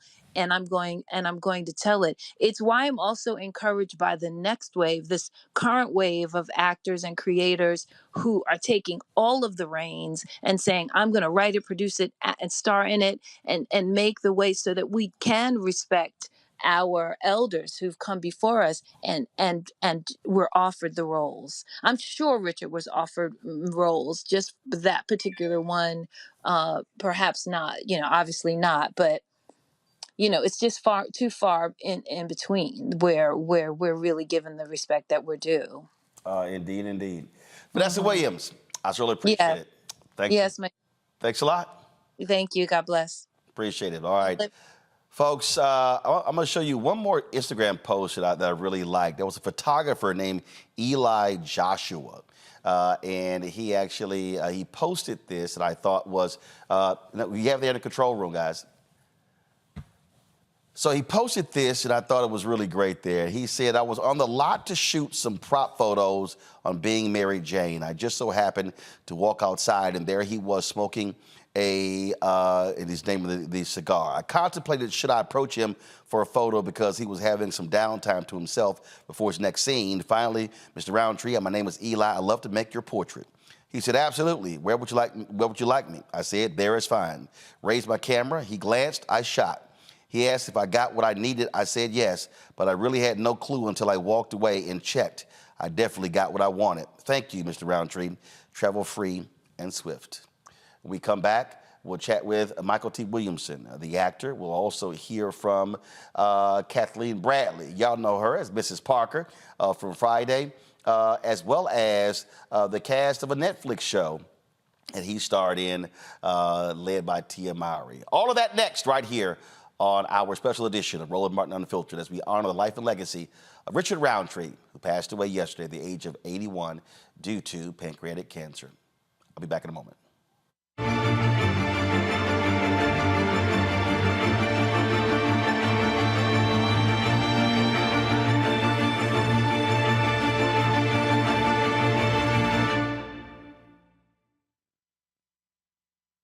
hatred on the streets. A horrific scene, a white nationalist rally that descended into deadly violence. White people are losing their damn minds. As an angry pro-Trump mob storms the U.S. Capitol, we've seen shooting. We're about to see the rise of what I call white minority resistance. We have seen white folks in this country who simply cannot tolerate black folks voting. I think what we're seeing is the inevitable result of violent denial. This is part of American history. Every time that people of color have made progress, whether real or symbolic, there has been what Carol Anderson at Emory University calls white rage as a backlash. This is the rise of the Proud Boys and the Boogaloo Boys. America, there's going to be more of this. Here's all the Proud Boys, guys. This country is getting increasingly racist in its behaviors and its attitudes because of the fear of white people. The fear that they're taking our jobs, they're taking our resources, they're taking our women. This is white fear.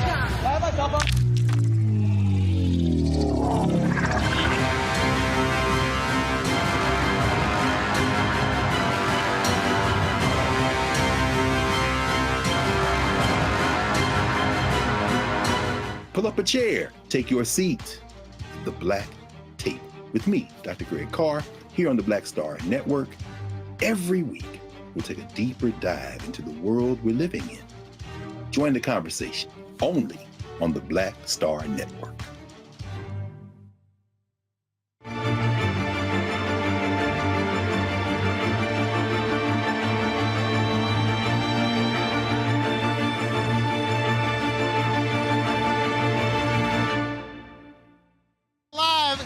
Richard Roundtree's 80th birthday party. For the folk who don't know, tell them who you be. I be Thelma Hopkins, and I work with Richard on Family Reunion. I play Maybelle. Now, you were telling me when y'all first met. Well, I didn't actually. Oh, okay.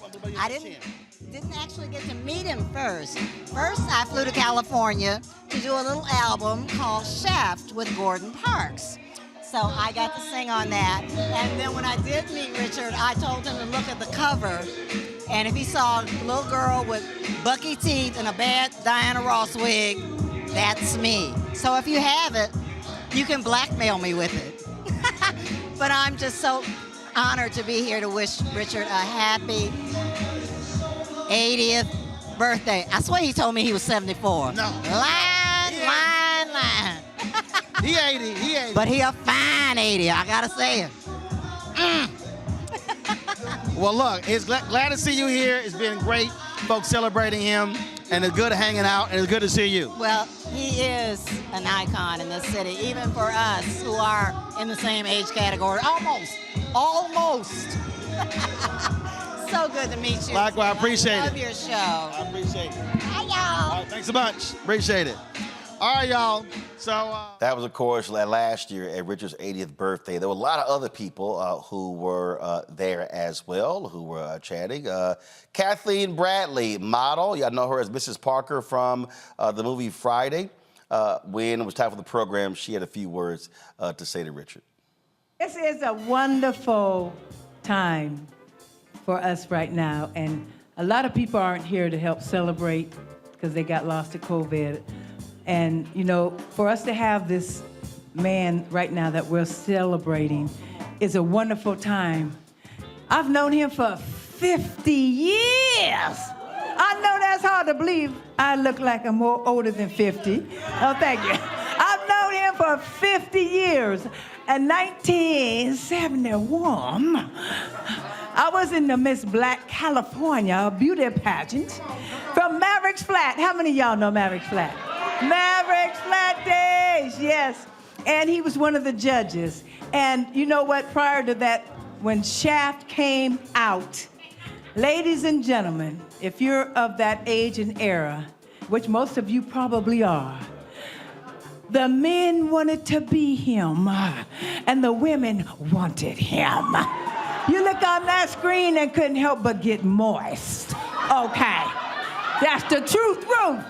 Am I lying? Am I lying? Raise your hand, all right? That's right.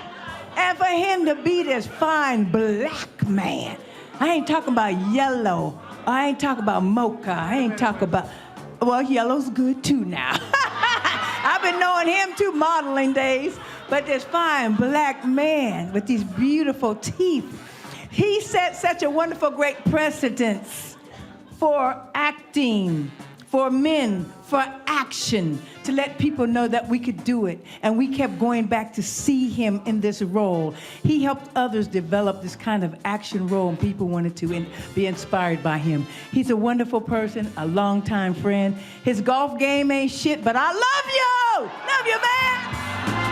Thank you, Kathleen. Oh my goodness! No, stick with it. She walked over, gave Richard a big hug. He was over there in the corner chilling with Billy Davis and Jim Brown and others who were there. We lost Jim Brown earlier this year as well. Gabrielle Union, who starred with Richard in Being Mary Jane on BET, she posted this on Twitter, this tribute to Richard. Richard Roundtree had many recognizable roles, but I knew him best as Paul Patterson on Being Mary Jane. He truly was a transcendent actor through and through. R.I.P. Folks, also who starred on Being Mary Jane was B.J. Pruitt. I got a chance to chat with him at that birthday party, and he had a hilarious story he shared about Richard. Here it is. You doing? Everything good? So Richard wanted this live stream. I ain't here working. This is a favor. So folks out there watching, he got a family who couldn't be here, so we're live streaming it. But folks who don't know, first of all, tell your name. I'm B.J. Britt. I played P.J. Patterson on Being Mary Jane. Absolutely. Yeah, And so he played Dad for 5 seasons. So you got a chance to work with the legend. Tell folks about what that was like. Oh my God, incredible! Every day, that's the man. You already know that. But that's the man. Every day, just hanging out with him, just soaking up everything that I could possibly do. Now, one thing people don't realize, Richard is low-key funny. Oh, he is now. Trust me. Thank you. How you doing? Oh, he definitely funny. He a comedian, for real. He'll just, but it's quick. It's quick. You gotta catch it. He's real quick with it. But yeah. So give me one moment on the set that folks that really stands out for you working with him. Working with him. For me, I think it's just the prep work.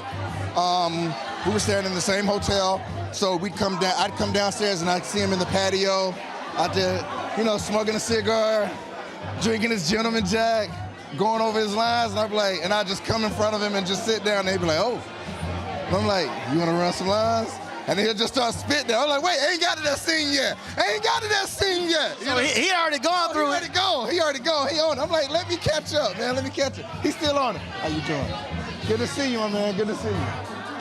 That is too funny. Taraji P. Henson shared her thoughts on Instagram. Richard Roundtree played her father in a movie. She said, rest in paradise, # Richard Roundtree, the original Shaft. Speaking of Shaft, Samuel L. Jackson, who took the mantle of Shaft, Richard Roundtree, had this to say on Instagram as well in a great post here. Sam, of course, first of all, Sam loves a doggone large caps. And so he's always writing in large caps. He showed his appreciation for Richard here, folks. And as you see it right there. And again, when you think about Sam Jackson, you think about chorus following. You got Jesse T. Usher, who also played the role in the Shaft lineage, if you will. They all did so. Both of them recognizing the greatness of Richard. Sam, again, said, Richard Roundtree, the prototype, the best to ever do it. Shaft, as we know it is and will always be his creation. His passing leaves a deep hole, not only in my heart, but I'm sure a lot of y'all too. Love you, brother. I see you walking down the middle of Main Street in heaven, and Isaac's conducting your song. Coat blowing in the wind, angels whispering, that cat Shaft is a bad mother. Shut your mouth. But I'm talking about Shaft. Then we can dig it. That's Sam Jackson. Jesse T. Usher, as I said, he is a part of the Shaft lineage. Jesse T. Usher posted this on Instagram. Jesse said, "The image from the first time I met Mr. Roundtree will forever be imprinted in my memory. He was standing across the way, conveniently propped against the base of a light post as a cloud of smoke from a cigar wafted through the air like a literal depiction of his aura, illuminated by the only light source in the lot, which was directly above him. Haha, absolutely legendary. He taught me many things, but above all else, humility and thankfulness. He was and always will be the motherfucking man. Rest in peace to the OG Richard Roundtree." Folks, as I said, there were others who spoke at that birthday party. You heard Thelma Hopkins talk about the Netflix show Family Reunion. Well, several folks from that show were there, including the actor Cameron Wright. This is what Cameron had to say at Richard's birthday party last year. Yeah, I just want to say something real quick. I've had the honor and privilege of getting to work with Mr. Richard for the past few years, and over the past few years, he's taught me so much. I've learned so much from him, not only how to be a good actor, but how to be cool, you know? So I just want to say, when I grow up, if I'm half as cool as you are, that's a great success. Hi, I'm Meg DeLoatch, and this is Jordan James. We recently worked with Richard on a sweet show called Family Reunion. I have to tell you, I've been in the business a long time, and when it came time to cast the role of Grandpa, somebody said, "What about Richard Roundtree?" And I was like, "Oh God, please. That's not a possibility, is it?" And my dear friend Dawn, who's here today, said, "Let me make a phone call." And she got Richard to read the script.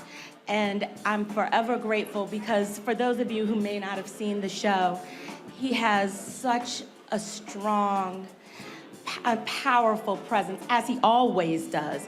And he anchored our family. And I'm just honored that he chose to be a part of something that I created. And I love you, Richard. Thank you for all the graciousness and the greatness you brought to the show. And thank you for saying yes. Thank you for saying yes to Dawn. Yes! And I love you too. And Jordan wants to say, we love you and happy birthday. Bye. Here, folks, is actress Beverly Todd. Hi, Richard. I don't know if you remember. I hope you do. Remember Lincoln Heights? You remember Lincoln Heights? Do you remember that I was your wife in Lincoln Heights?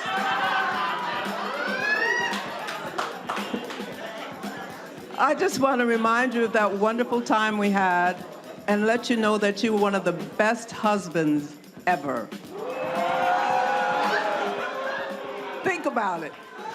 The party was the idea of Richard Roundtree's daughter, Kelly. All of his children were at the party that night. And here's what Kelly had to say to kick things off.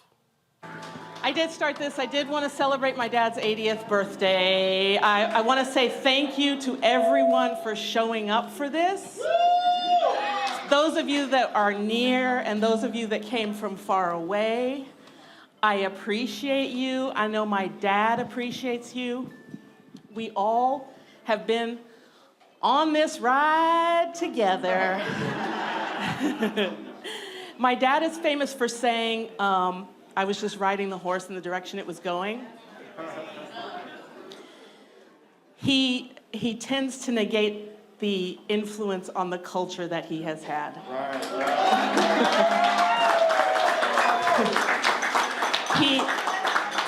His life has been of the more extraordinary than the average life, and we're here to celebrate that life this evening. And I so appreciate that you guys have all shown up for this. It means a lot. It means that he has had an impact on all of us together and the culture. And I just want to say publicly here and now, I love you, Dad.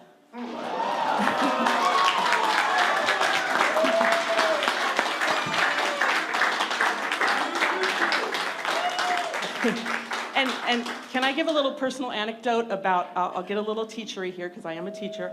The magic years when you are 6 and 7 years old are years, that's how you can tell kids about the Easter Bunny and Santa Claus and all of that stuff. Imagine, as a child when I was 6 or 7 years old, seeing my father on the big screen. When Shaft came out, that's how old I was. I was in the magic years of development, so it left a lasting impression on me. My dad, for me, will always be magical. Because of the impact and the age I was. I don't think my siblings have that same, because it was a convergence of that, my age and that event at the same time combined to make quite an impression. Let me try that. Thank you. Love you, Dad, and I'm done. Thank you for all showing up. Folks didn't realize that Richard Roundtree was an Ebony Fashion Fair model, and one of his fellow models, she also spoke that night. I'm Barbara Prysock, and I just wanted to say that Richard and I were in the Ebony Fashion Fair together in 1967. Wow. It's the first time I met him, and we have been fast friends. He's my son's godfather, and we've been fast friends for all these years, and we still are. And I love him to pieces. I think he knows that. And happy birthday. And I'll see you soon. Folks, had opportunity, of course, to chat with Richard that night. He was feeling good, looking good, and here is our conversation. Live stream here, but I just wanted to go ahead, give you the final word, man. Great night. How do you feel? Roland, as I said earlier, reaching the age of 80, I had no concept of that to begin with. But I'm a very private person, and my oldest daughter, who has never asked me for anything, came out from Illinois, and I found out that the reason that she came out was she wanted to throw me a surprise birthday party. What? Now, normally the surprise birthday party, you don't know about it. Right. But she kind of needed you to tell her who to invite. Exactly. She said, I don't know who you want to invite. I don't know what facility you would like to have it at. That's when I turned it over to Bill Hammond. And we've known each other for a long, long time. And I know he's the best black man in this town to throw an event. Well, look, I was honored when she called me, left me a voicemail, and she said, I want to invite you to my dad's birthday party. And I tell people all the time, I don't expect things. People don't have to invite me to anything. And so when she called me, I said, I will be there. So when I saw you in New Orleans and you asked me, I said, don't worry, I will be there. I'm going back to New Orleans in the morning. You finished the job. And man, I'm so happy to see you here. And the words you spoke. My brother, I appreciate it, my brother. You the man. We love you, Philly, baby. Happy birthday. Thank you. All right. All right, Roland. That's it, y'all. And here's the deal. Richard wanted this because a lot of his family members. So when Richard was talking about the words I spoke, so here's what happened. Again, I'm shooting a video there. Bill Hammond is going to call Richard up, and then Richard decides to just hand me the microphone. And I tell people all the time, always be ready when they pass the mic to you. Here is what took place. Richard, you want to bring the mic over? You want to say a few words? Oh, you want to come up? Come up, Richard. Come on up here, Richard.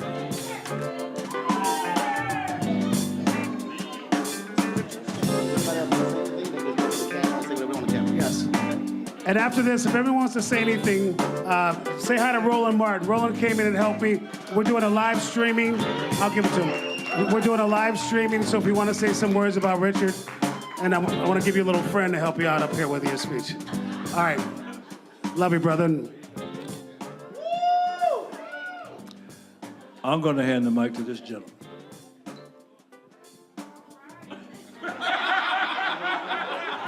This is I got the mic. All right, I'll say a couple of words. You're absolutely right. One of the coolest brothers ever. We had an opportunity. There was an Icon Man event where we got to sit at the table together and fellowship for several hours. Have always loved him from afar. Then we had this great one-on-one interview where we talked about everything from family to his dad, having nothing to say about him getting shaft, growing up, his long history. As a black man, I've always used my platforms to affirm brothers. This is no disrespect to sisters, but typically when you see brothers on the air, they're praising their mothers. And very rarely do you see black men affirming other black men through television. And so the reality is what Richard has done through all of his various roles, whether we're talking about Shaft and then, of course, other television shows and movies, he has always represented the finest of black manhood. And so when you saw him on the screen, trust me, young men were watching him do his thing.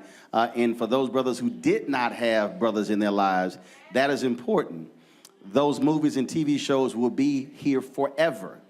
And so it's not just a question of what has he accomplished in his life. The reality is, as long as this nation and this world is here, folks will always be able to see the work and the art of Richard Roundtree and what it means to be a strong black man.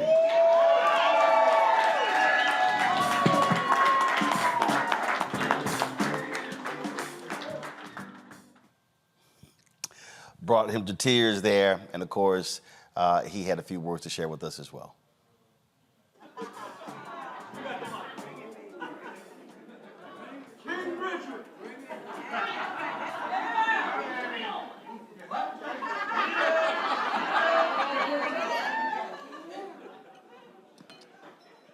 You know, there is so much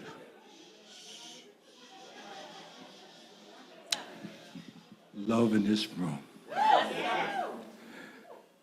I have, this has been singularly the most incredible weekend. I have my family here. My oldest daughter came out in April, I think it was, and I thought it was just another visit. She's going to spend some time with me and her brother and her sister-in-law and Ezra. But she was hanging around the house, and I didn't think too much of it. But she came into my office and she said, "Dad, I need to talk to you."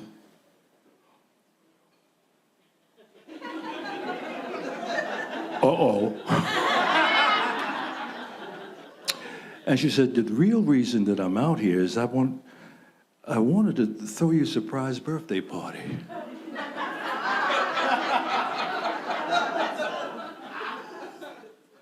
When I got up off the floor, I said, "Really?" She said, "Yeah, but the problem is, I don't know who you like to invite, where you would like to have it, so I need your help." Okay. That's when Bill Hammond came into the picture. And Bill, as Bill said, we've known each other for a long time, and I know he does the best events. And I hooked them up, and they collaborated, and this is what you see. I am so over the moon of feeling all of this love in the house tonight. I appreciate you all for being here. And Roland, that was stupid.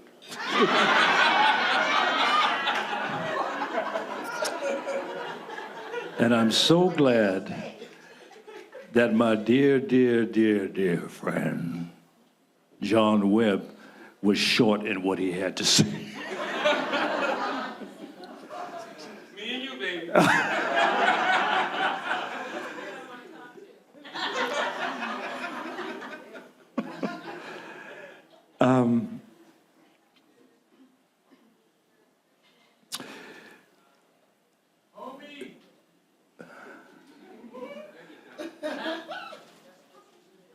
Tina and Patrick spoke briefly.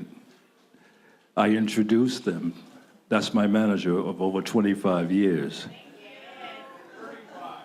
That's what I said, 35. Keep me correct, okay, all right. It's been an incredible journey, and I appreciate you, and thank you.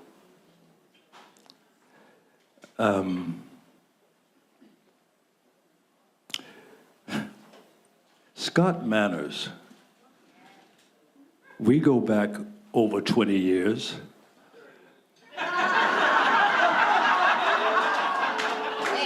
Okay, Scott, 30 years. On and off for 30 years.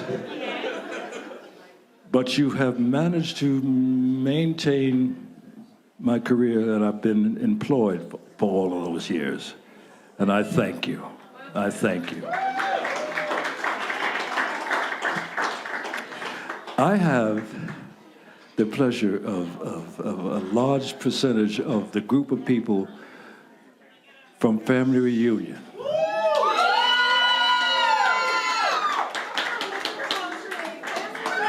I tell you,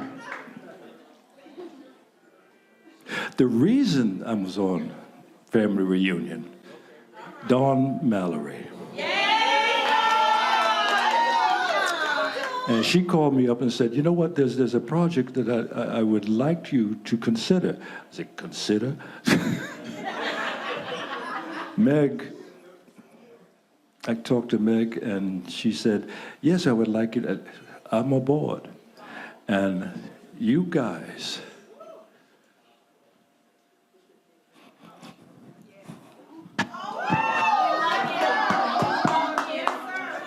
and that crazy woman, something about her last name being Divine. Who has a last name Divine?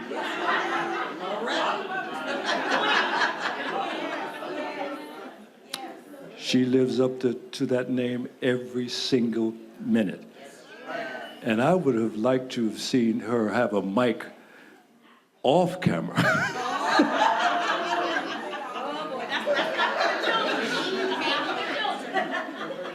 Those 3 years on that show were magical to me. And Meg, I thank you. I thank you. And it was a joyride. Yes, it was. It was. Labor of love.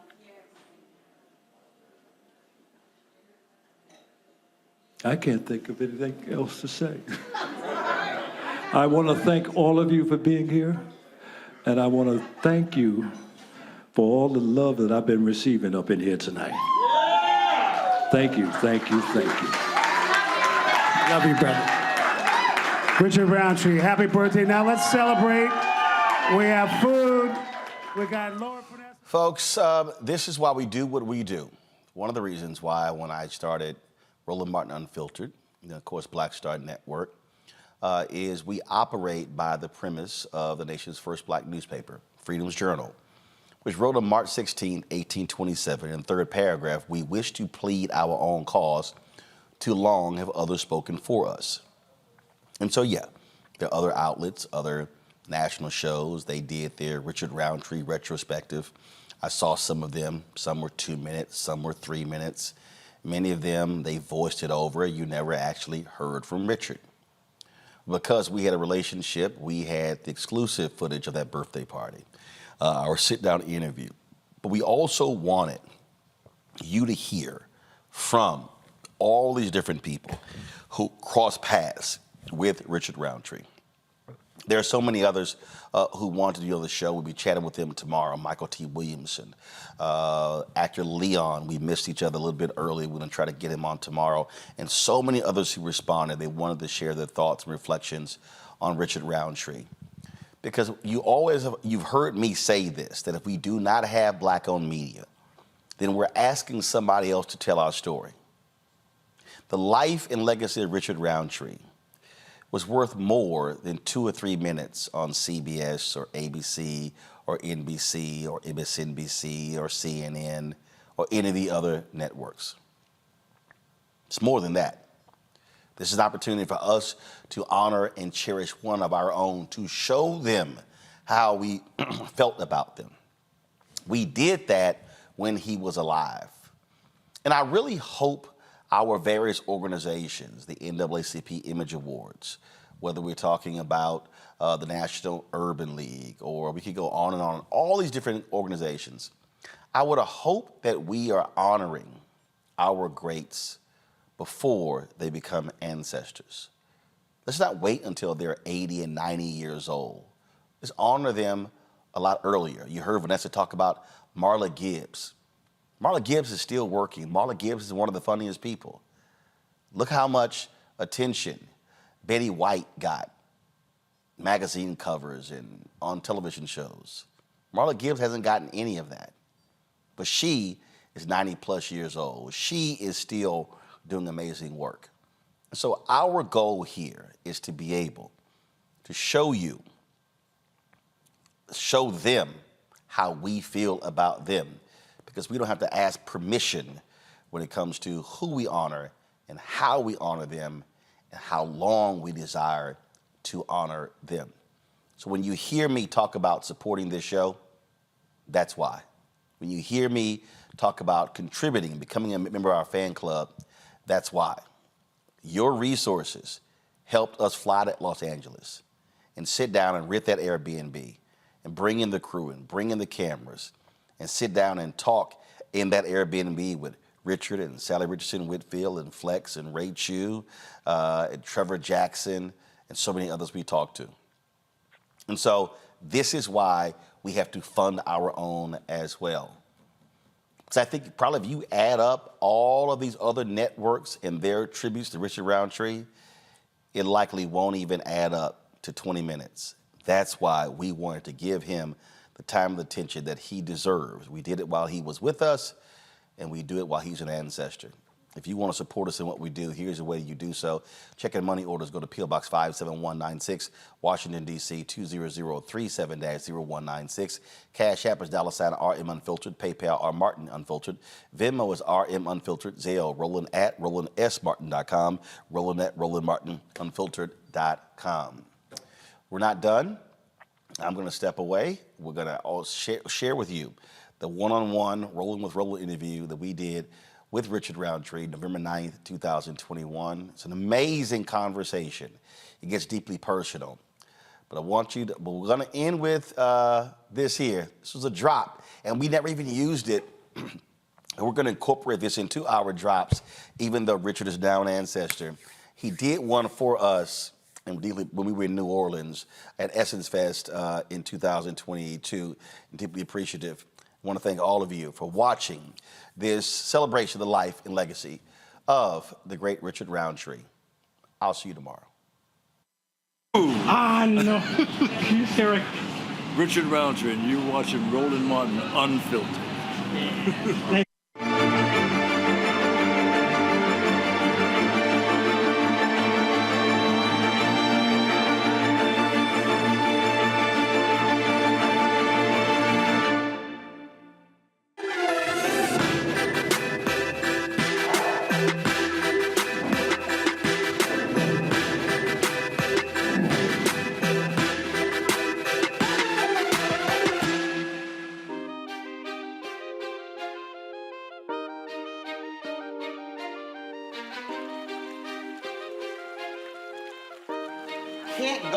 I can't do, like, seriously. Like, here's about to trip you out.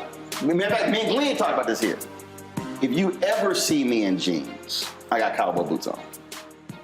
I can't wear jeans. I cannot wear jeans. Because? I just can't wear jeans. I've never liked jeans. It's always been slacks. It might be pants. But if I ever have, the only time you will ever see me in jeans is if I'm wearing cowboy boots. Do you ride? Yeah, I haven't ridden in a while, but that's just, yeah. So I wear, I got about 20 You're pair of cowboy appropriately boots. dressed. Yeah, but I don't know what it is. Even when I was in high school, I didn't necessarily like jeans. I got like 2 pair. Now my dad, oh, he got jeans. He's clean pressed. No, drive my wife crazy because we'll go somewhere and we're like, oh, it's casual. I'm getting dressed. She's like, what you doing? She's like, it's casual. I'm like, hell, this is casual. Like, what you talking about? Like, she'll throw some jeans on, her tennis shoes, or some shoes like that, whatever. I can't do that. Can't do it. Cannot do it. I couldn't even wear some shoes like that with some slacks. It would have to be loafers. It would have to be, I can't. You're a very interesting man. Well, it was a trip because my dad would do this. We would be sitting in the living room watching TV or something. All of a sudden, he'd be going to the bathroom and he's showering and he'd shaving and everything. And we're like, where he going? And he'd get dressed up. He'll put on some slacks. He'll put on some shoes, shirt, put his watch on, cologne, leave, come back. Hell, he went grocery shopping. Oh. Whoa. The idea, he wasn't putting no sweats on going. So I saw that. And so we were just, so growing up, yeah, I wore more slacks to school. We don't dress code, but it's just, I'm absolutely comfortable in a suit, slacks, dress shoes. Church would be over on Sunday. We would be cooking in it. We'd be lounging around. Mom was like, y'all gonna change clothes? No, we fine. Me and my brother. It's nothing. Yeah. Okay. It's just a totally, that's what I'm saying. So the idea of, because see, the thing for me that's about, I love watching old photos of black folks from the 20s, 30s, 40s, who, in the case of, especially the cats in Chicago, who came from down south, they would wear them overalls all weekend, but come Friday night, Saturday night, church on Sunday, they clean. And I love looking at these old photos or videos and black folks dressed to the nines. Not the casual. So it's just something about that. Our sense of style. But you know that. That was the whole deal. That was the whole deal with Shaft. Yeah, that's Gordon Parks. That's Gordon Parks to the bone. I mean, he is singularly the most elegant man I had the pleasure of knowing. I never got a chance to meet him. Sorry? I never got a chance to meet him. Oh. But everything, I've seen the documentaries and the books, it was all. You know, he wrote a song that, what's his name? The minister who died, Don't Misunderstand. Mm-hmm. Gordon wrote that song. And it's the epitome, encapsulation of the Shaft character. Mm-hmm. But it's all Gordon. Don't misunderstand. You are no concern of mine. But in case you're free sometime and need some time with me sometime, I can hold your hand. I can't think of his name. O.C. Smith. He sang the song. That was the Shaft 2. Mm-hmm. And I listened to that song. Wait a minute. This is Gordon Parks. And the thing about, again, everything I've read, the documentaries, I mean, it was the style, it was the attitude, and the fact that he believed I could do whatever I want to. So, the sonnets and the operas and the movies and the plays, and he's an artist, he's a photographer, he's a magazine editor, making movies. I mean, we talk about Renaissance man. Yeah, yeah. That was it. That was it. Back then, they didn't have traffic control. And that shot, when I come out of the subway,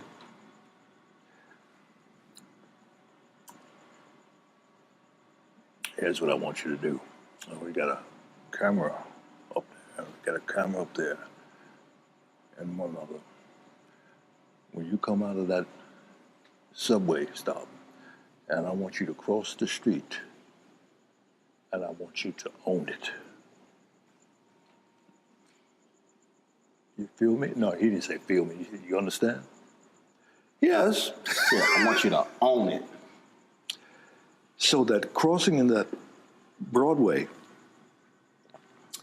that was improvisation when that taxi cab driver honked his horn.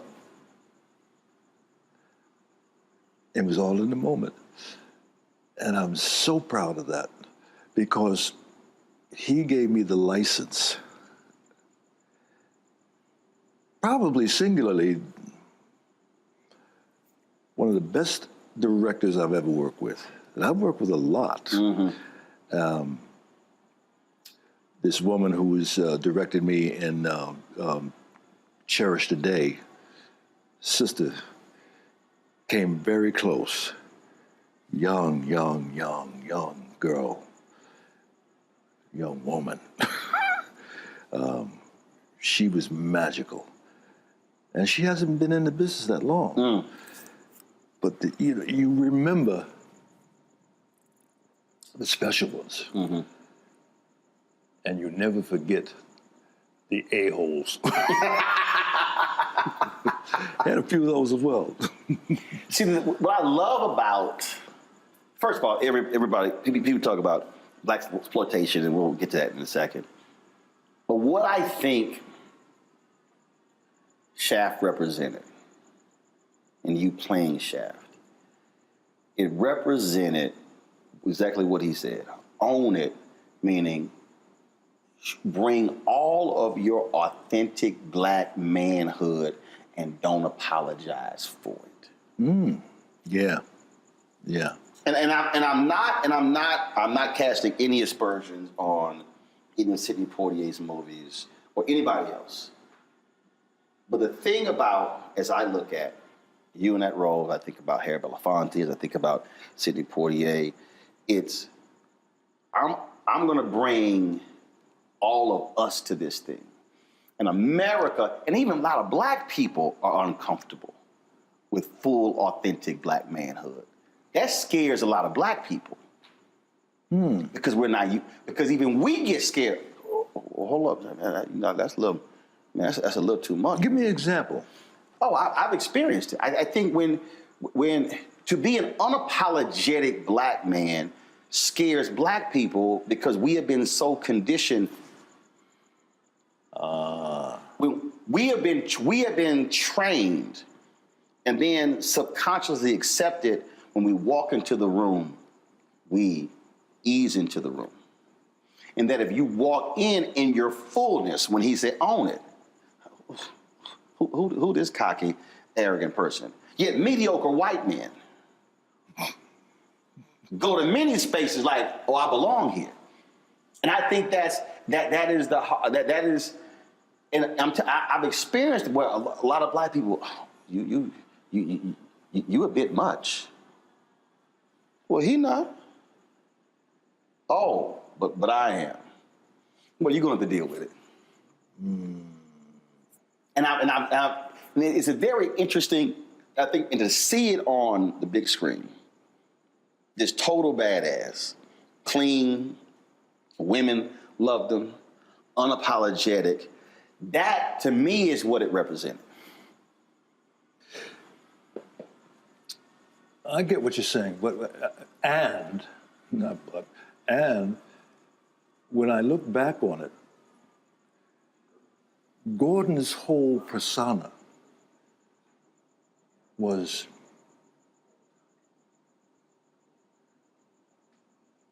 a total at ease with who he was. Yes. That's what you're saying? Yes. Under any circumstances. He belonged in whatever room he was in. Yeah. Because the studio didn't want me to have a mustache. Gordon said, no, you will have a mustache if I gotta paste it on every morning. Because for black men. Hello. And,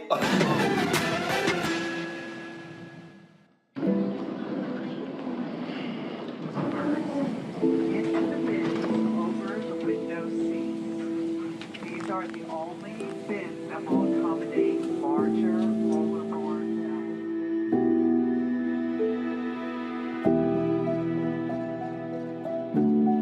They put 10 in here? 10, and you don't come out till you die. And you eat him, he eat 10. Oh my God. So what?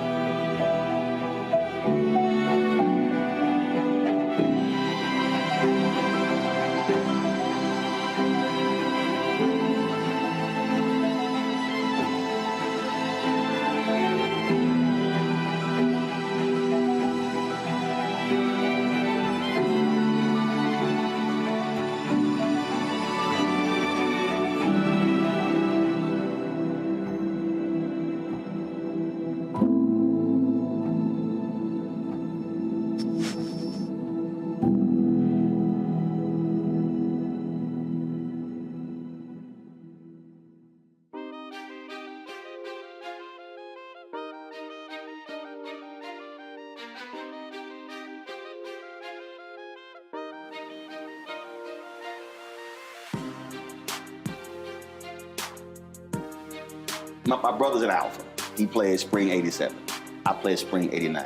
So you get to shave all facial hair.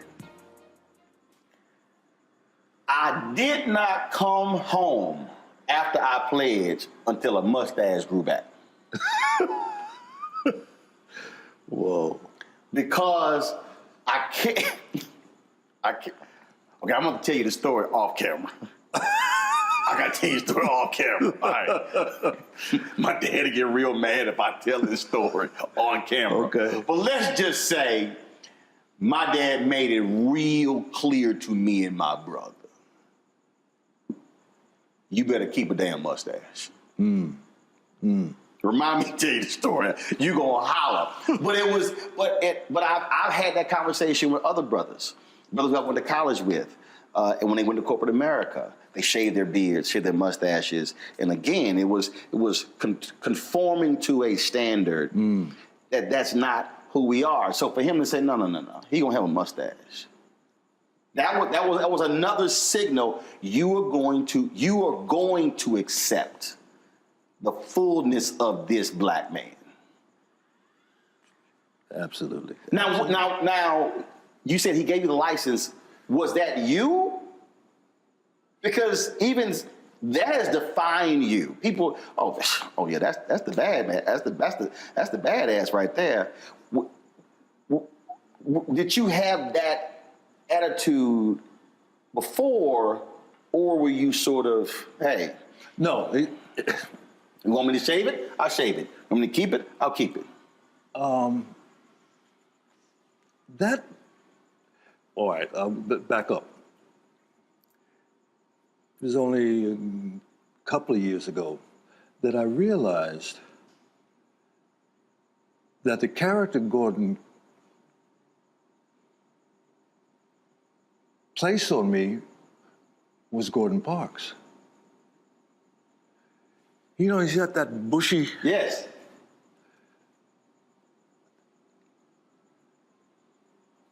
It's hard for me to even separate who he is from that character that was depicted on the screen. His mannerisms. I don't know if you remember, there was a scene where I'm looking for the gang leader. the black band leader. I'm up in Harlem and I'm knocking on doors and say, "Have you seen?" And he comes out. He did what's that old actor who always put himself in his movies? It doesn't matter. But he opens the door and got. No, I ain't seen him. He owes me back money. And I looked at that. Wait a minute. That is Shaft. You can't separate the two. That's who he is. Gordon Parks. Clean, always clean. Always. Always. Always. I still tell the story, and I love when you told me this, how you used to get really upset that people kept calling you that. And your daddy said, I tell people that all the time. I talk about that story all the time. How your daddy was like, please. Basically, son, you tripping. Yep. A lot of people leave this earth not being known for nothing. Shut up. The reason I tell that story, because it's also the influence of a black father on a son. And I talk a lot about my dad. Mom has been in my life. They've been married 54 years. Great, wonderful. But there is something I believe that is different, that is vital. What a dad says to a son, trains a son, raises a son. What was your relationship? My dad, interesting man, deeply religious. I mean, we went from the Union Baptist Church till the church fell apart, and he got in with his sisters, Pentecostal. Later became a Pentecostal preacher. And it's the old thing of Sunday, you went to Sunday school, morning service, went home, and came back for BTU. All day experience. Yeah. He was a very strict man, to the degree in which my grandmother, Miss Lucy, lived to be 103 years old. If we did something in the neighborhood, the whole neighborhood knew. Mm-hmm. And she made us go out and get the switch. And she said, you just wait till your daddy gets home. And you like, you got it, you good, like you handling it. My dad would come home, and my brother and I'd be upstairs, fainting asleep. Never worked. No. Come on down here, boys. We're about to have a party. He called a party? Yeah. Oh, yeah. Yeah, we're about to have a party. Dad, I won't ever do it again, but no. And I look at these kids today, and my own kids. Right. Y'all don't know what you're missing. I told my nieces that. I said, y'all couldn't live in the household I grew up in. I said, y'all could not have survived. I said, you would be losing out of your mind. Because they had pushed me a little too far. And when I snapped, I said, y'all have no idea how close I am slapping the shit out of you. My dad, when he got upset, he couldn't talk. The Watkins man came to the door one day, knocked once and opened the door and said,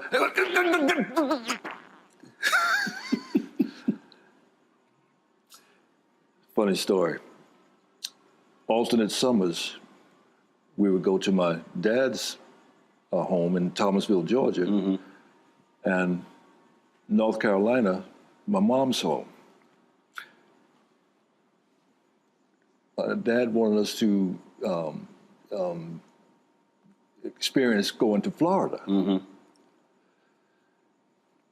Thomasville is only about 20 miles from Tallahassee. So my cousin, my brother, my sister, my mom and dad, we get in the car, we go to Thomasville, to Tallahassee. And we pull up at this general store. And this white kid is riding a bike on the wooden planks in front of the store. And Terry gets out of the car and walks up to the kid, said, "Can I ride your bike?" And the kid look at him like, he didn't say anything. "Now come on, just have a ride." Terry takes the bike and is just about to get on it. And my dad come flying out the door, grabbed up Terry, put him in the car. I don't know how fast we got back to Thomasville. But you just don't understand. We are not in New Rochelle. We are in the South. We didn't know what that was all about. But to see him, we knew when he was upset. Right.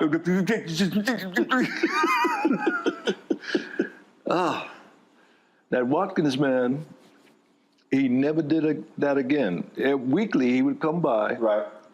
You remember Watkins products? I got a few weeks on you, that's why.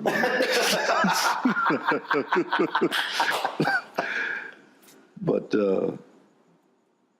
that was part of the neighborhood. The Watermelon Man, the Good Humor Man, the Watkins Man. Weekly would come by trying to sell hair products and Vaselines and everything. I had a pretty good growing up.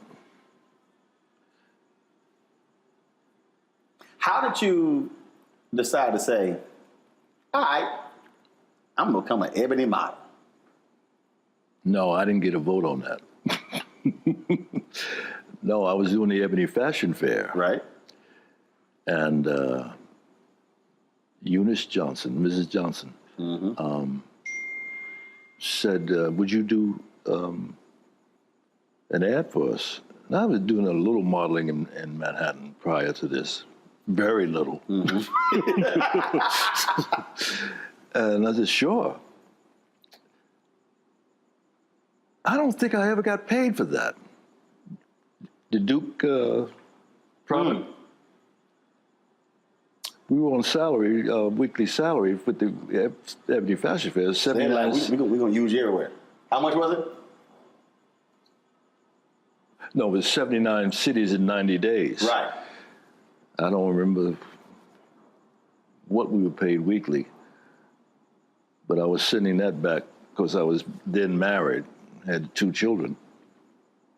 People don't realize how huge that tour was. Oh. It was a significant fundraiser for many black organizations. Absolutely, absolutely. And after the film came out, I'd go doing promos from city to city. Say, oh boy, I know you did Shaft, but I remember you from the Ebony Fashion Fair. Because it was a huge deal. I mean, look, obviously people today don't understand because you see everything on television. But the reality is, when Ebony Fashion Fair, when that tour came to that city, especially mid-sized, small cities, it was the event of the year. Yeah. And then bringing these fashions from these African designers, the African Americans, these European designers from Paris, couture. I mean, it was a huge, an event. Yeah. And folks came dressed up. Yes. It was an event. I remember when we hit New York at the Hilton Hotel. I mean, as far as you could see, dressed to the nines. It was awesome. It was awesome. I loved it. Pull up a chair, take your seat. The Black Tape with me, Dr. Greg Carr, here on the Black Star Network. Every week, we'll take a deeper dive into the world we're living in. Join the conversation only on the Black Star Network.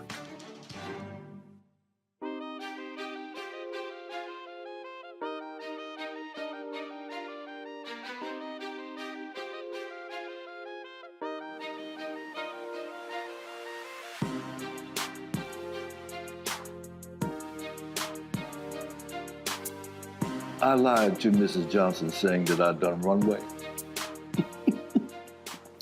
We had dress rehearsal, more or less, in Gary, Indiana. And I'm watching the girls go out and they go midway and turn around and go to the end, turn around and come back. I said, I can do that. Like they're still walking. But I can't do it like they do it. Right. To this day, I don't know what I did, but when I came out, went down to the end of the ramp, the place went crazy.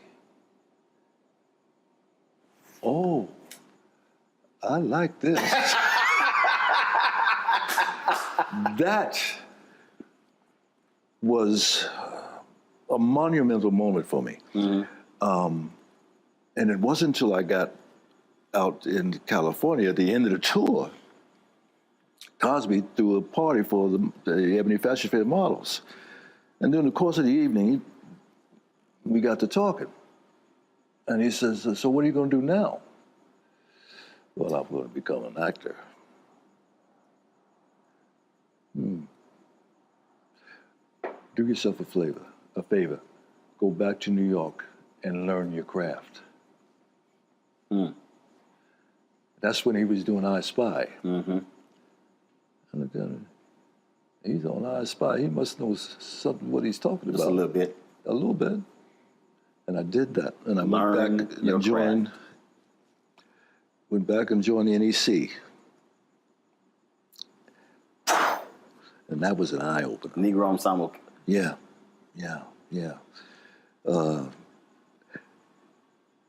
Robert Hooks. I finally got to be a participant in the company. And bring another funny story. It was a 3-hour play, and I only had one word in the entire show. Right! Esther Roll, bless her heart. She's sitting next to me, right? And I guess I'd zoned out, and she went, right! Just had one word. Every time I saw this woman, she said, you need a punch? I guessed it on that show once. Oh, Roundtree, you need a punch?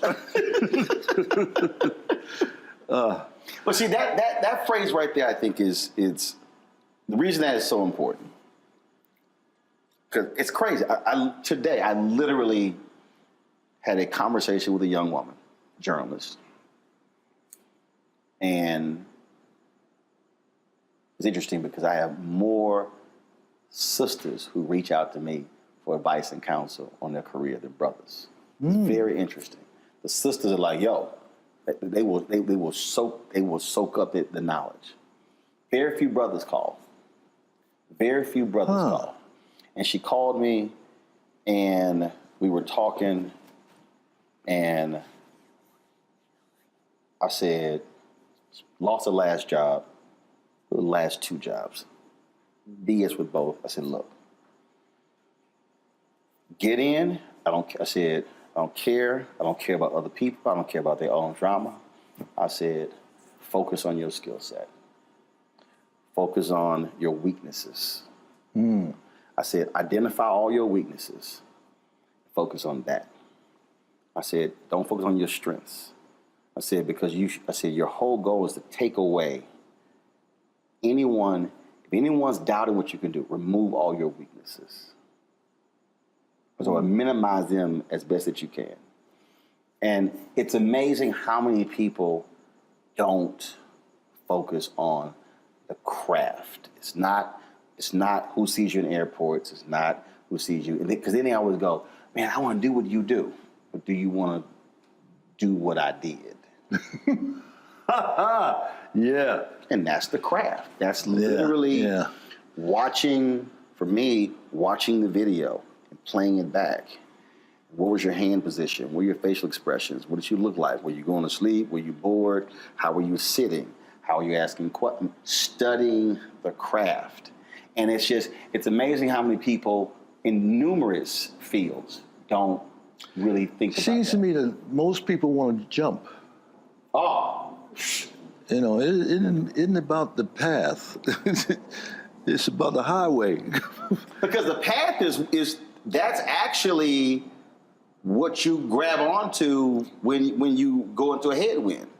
That's the thing that I use this example of Bishop T.D. Jakes. I said, if you focus on Bishop T.D. Jakes of the Potter's House and you ignore the Bishop T.D. Jakes who was digging ditches in West Virginia, whose wife they want food stamps, I said, then you can't understand the Bishop T.D. Jakes at the Potter's House. Lionel Richie said, when B.B. King died, interviewed Lionel Richie said, Lionel, you cannot write the blues in the back seat of a limousine. Whoa.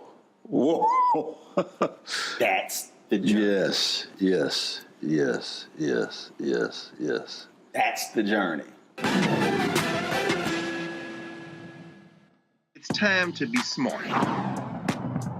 Roland Martin's doing this every day. Oh, no punches! Thank you, Roland Martin, for always giving voice to the issues. Look for Roland Martin in the whirlwind, to quote Marcus Garvey again. The video looks phenomenal, so I'm really excited to see it on my big screen. Support this man, Black Media. He makes sure that our stories are told. See, there's a difference between Black Star Network and Black-owned media and something like CNN. I got to defer to the brilliance of Dr. Carr and to the brilliance of the Black Star Network. I am rolling with Roland all the way. Honored to be on a show that you own. A black man owns the show. Folks, Black Star Network is here. I'm real revolutionary right now. Roland was amazing on that. Stay black. I love y'all. I can't commend you enough about this platform that you've created for us to be able to share who we are, what we're doing in the world, and the impact that we're having. Let's be smart. Bring your eyeballs home. You can't be Black-owned media and be scared. You dig?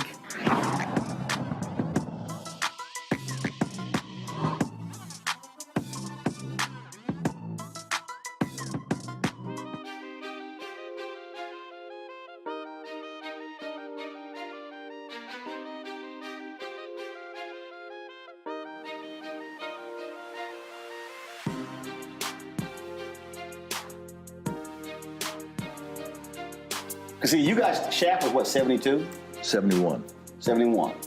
So you had been acting for how long before that? 66 or 67. That's a 4 or 5 year period of sitting with others, learning and watching.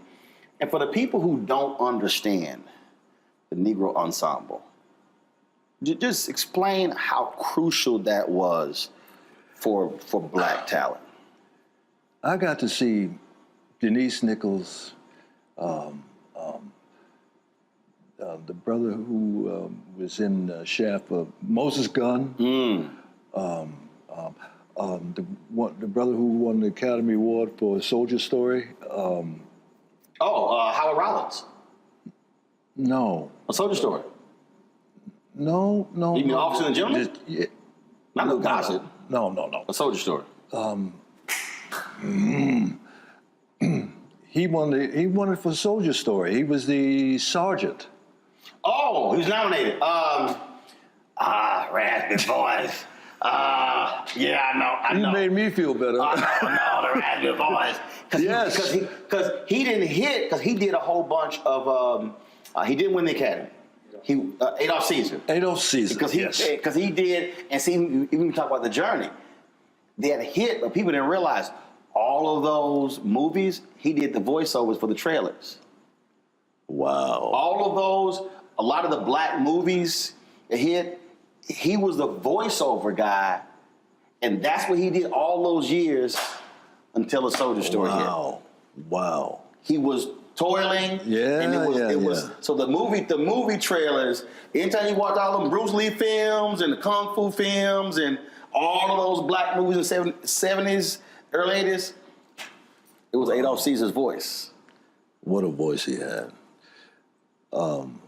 Roscoe Lee Brown. Another voice, another great voice. Very erudite. He was... Oh. I did a film with,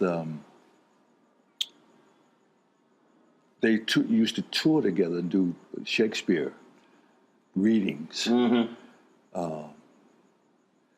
I can't remember. But the two of those voices, you could just visualize them on stage. Roscoe Lee Brown, I loved him to pieces. What a character. What a character. I was going somewhere with this. Negro Ensemble, how seeing it was. The pros really do it. And watching them, and that's what this is about.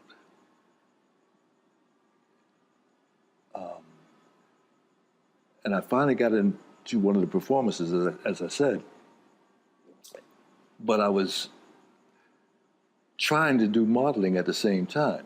So doing breaks, I would go do go-sees, what they call go-sees, go to different photographers and show them your portfolio, yada, yada, yada. And I'm sneaking back in one night. Robert Hooks called me, hey, Roundtree, you got to make a decision. Either you want to be an actor or a model, but you can't do both. That's when I started driving a cab in New York. Did that for 2 years. Driving a cab to allow you to be able to make some money, family to pursue this acting thing. Absolutely. I remember I was dropping people off at Sardi's. And I said, one day, I'm going to be dropped off at Sardi's. I'll never forget. I had a fare one night. Woman drove and she asked me. You had a fare one night. Yeah. Those of you who are listening and watching, he did not say, I had an affair one night. F-A-R-E, not A-F-F-A-I-R. See, I pay attention. Let's not get it twisted. I pay attention. And she says, what are you going to do? And I said, I'm going to become an actor. Dissolve come up again after the film had come out. I'm in Manhattan. And I don't know what this meeting was about. But she says to me, Richard, you won't remember this, but I was in your cab one night and you told me that you were going to become an actor. She was in marketing for some BBD, Right. Wow, really? And it came true.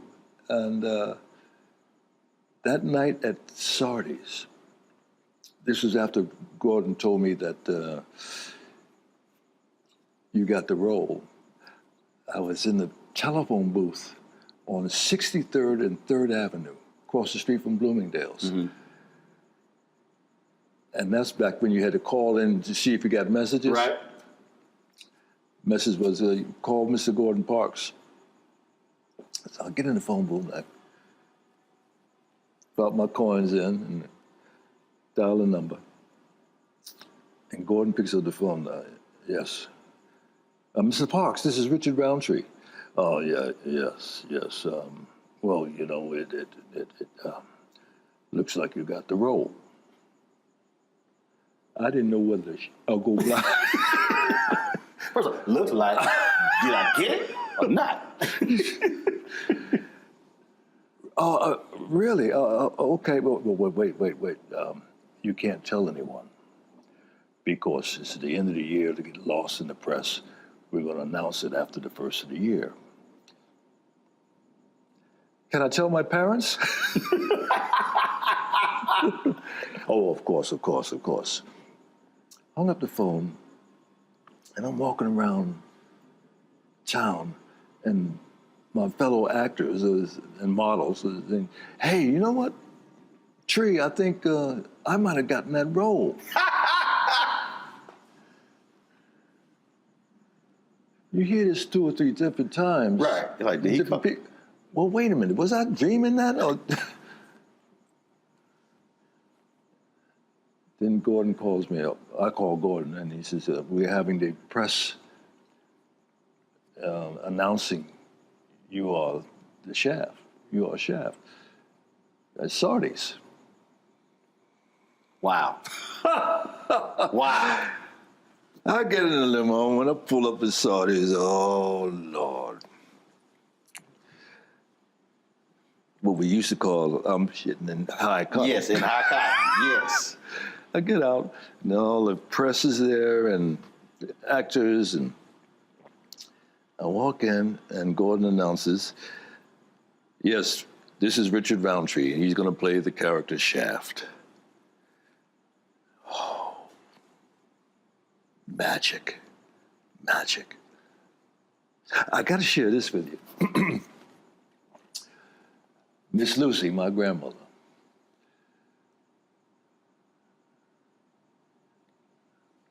and my dad came down to the hotel prior to us going to the theater that night, saying why he couldn't attend the screening, the premiere.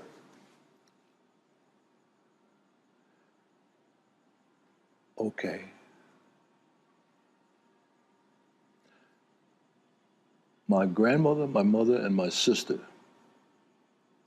and I go to this biggest night of my life. Right. Big lights, paparazzi, the whole nine. And we go into the theater. And the lion starts roaring. Film starts. And the first fight scene, my grandmother stood up. Don't you be hitting my boy! The place fell out. Miss Lucy, no, not this movie. Well, you sitting here like, no, I know my grandmother. She's 100% serious. Yeah. She was into it. She was in church. So Dad didn't go? No. Why? Because he's a very religious man. He never drank, never smoked, never cussed, and didn't go to the movies. Wow. Did he ever see the movie? Whoa.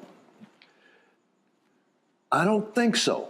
I did a film with Tim Reed and Daphne, Once Upon a Time When We Were Colored. Yes, amazing film. Once Upon a Time We Were Colored. Yeah. Roger Ebert said it should have been nominated for the Academy Award. Oh. Wow. No, I remember. Oh. I have the DVD. That movie, I told T.D. Jakes about that. No, he was in the audience when I acknowledged the fact that one of the great moments in my life. Let me back up. My dad was out here visiting me one summer, and I sat him down and said, Dad, I want you to see something. And he sat there. And I'm sitting here.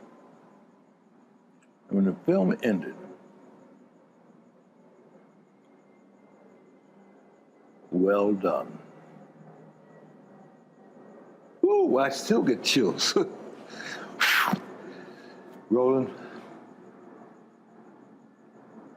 that was a moment. The first time he ever said anything about what I was doing. I've been all over the world. People. But that moment, oh! Johnny Roundtree said, well done.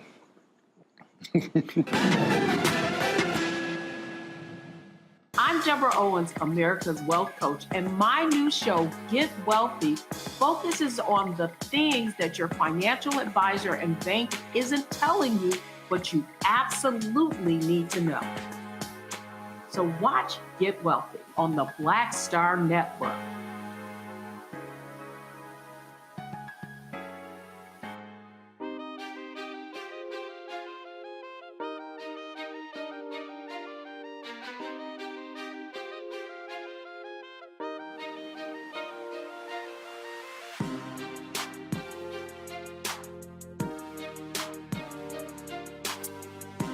There's something special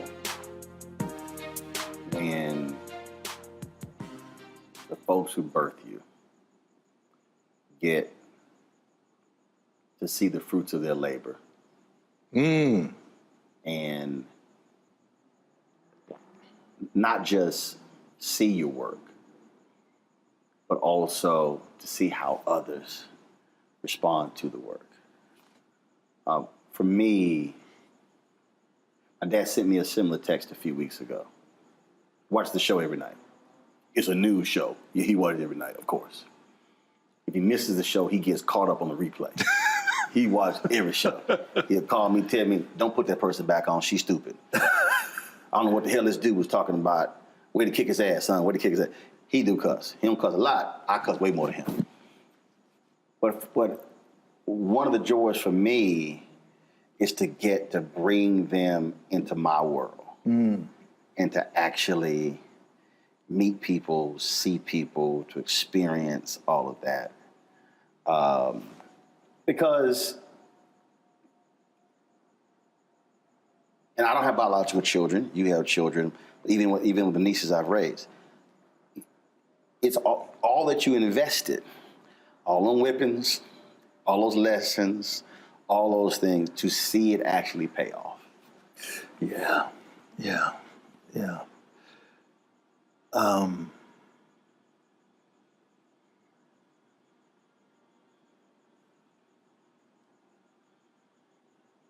I can't say that I've experienced that with my children.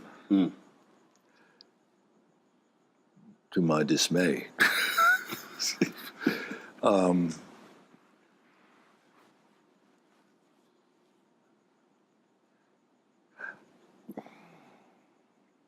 I remember being asked a question. Oba Babatunde was doing a similar type thing that he was trying to put on television. And he asked me, how do you feel about what you do affects your children? And I was stumped. The only one, my oldest daughter, who is going for her doctorate degree in race and ethnic studies? Yes. And she is so excited about it, and I'm excited for her. She was interviewed for a documentary that I did a couple of years ago now. I didn't know how much attention she paid. And she just, well, my dad,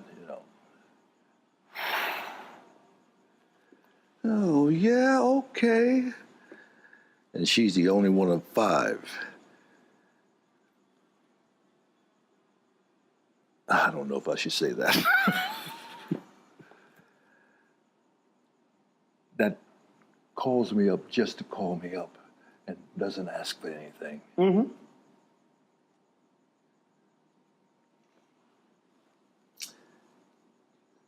Can you tell I'm a little pissed off?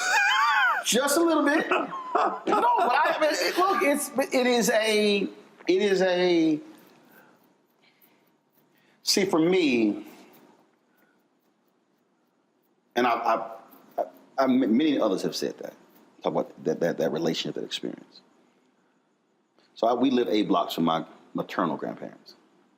So I was with my grandmother, grandfather every day, almost first 15 years of my life till my grandfather passed. So the Catholic church we grew up in was founded in the living room. Nearly all our family went there. Every Sunday, it was 30, 40, 50, 60 people. Was it what? It was 30, 40, 50, 60 people at their house. I mean, because they had 8 children, 42 grandkids, like 70, 80 great-grandkids, like 120 great-great. I mean, just a huge family. So family matters. And when I talk to people, like, it's amazing when I talk to folks and they say, yeah, I haven't seen my brother in 12 years. I haven't talked to so-and-so. That's foreign to me because of how we were raised. Right. And it's like if I go 3 months, like, hold on, what's going on? So my schedule gets crazy. So now, because I can, and they're retired, I'm like, all right, I fly out of Virginia. They were with me for 7 weeks. No reason at all. They came 3 weeks. They still work elections. So they were like, look, we gotta go back and work an election. So flew back to work the election, came back for like another 4 weeks. And just hanging. No one in particular, just at the house, chilling. Dad would cook every day. Mom, she was doing her stuff. And he just going places, watching TV, just being around, hanging around. And just, and other people, and it's interesting, it's very interesting. I talk to other people, and they're like, oh, I talk to my mom and my dad, they have these long conversations. I don't have those. I just call, yo, what y'all doing? We just talk whatever. But even when I bring, it's just like, yo, it's just being present. It's just being here. We don't have to do something. We don't have to go anywhere. It's like, people are like, what are y'all doing? We chill in the house. Well, you know just what? enjoying each other's company. I have to point the finger here for some of that. My upbringing, we weren't physically demonstrative at all. And I always made it a point to be the opposite when I'm present, physically even present. That's right. My dad would call me up a day or two after his birthday. Say, hey, son, how you doing? You forget something? Oh, Dad, I'm sorry. Yeah. It's all right. Dissolve, come up, present day. The only time I hear from my kids is when they need something. And it's me also not reaching out my end of the bargain. That's very true. So because as parents, I get it. As parents, you look, you're supposed to call me.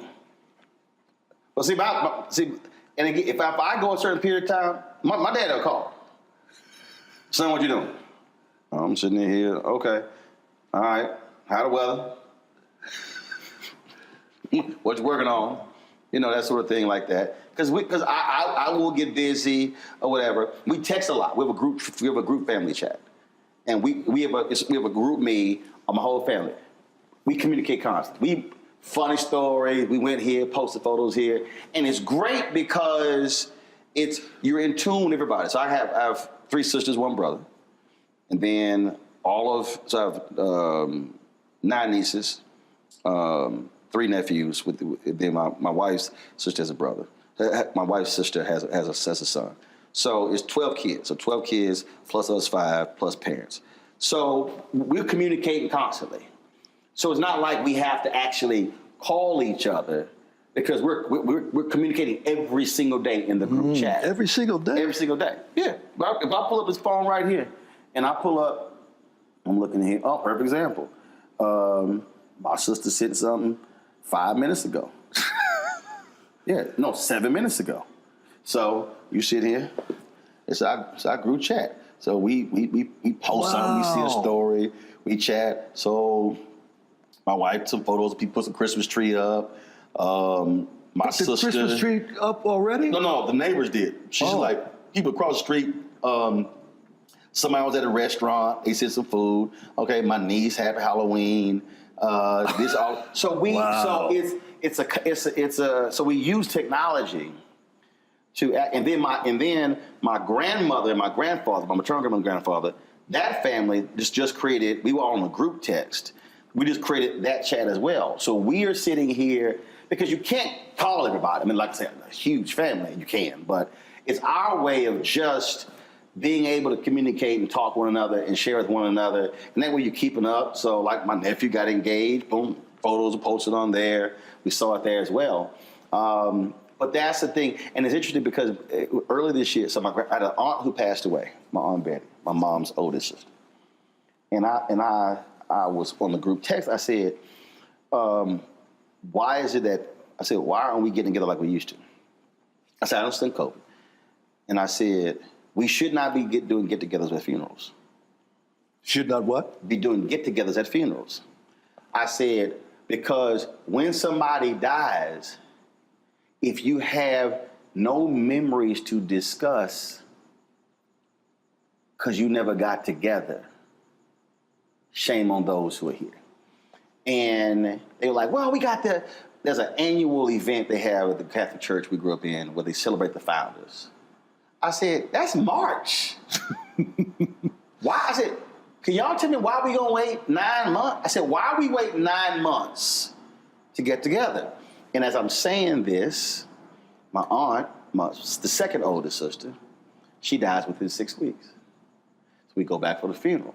And so I just told y'all, because at the end, one of my cousins, she died at 50.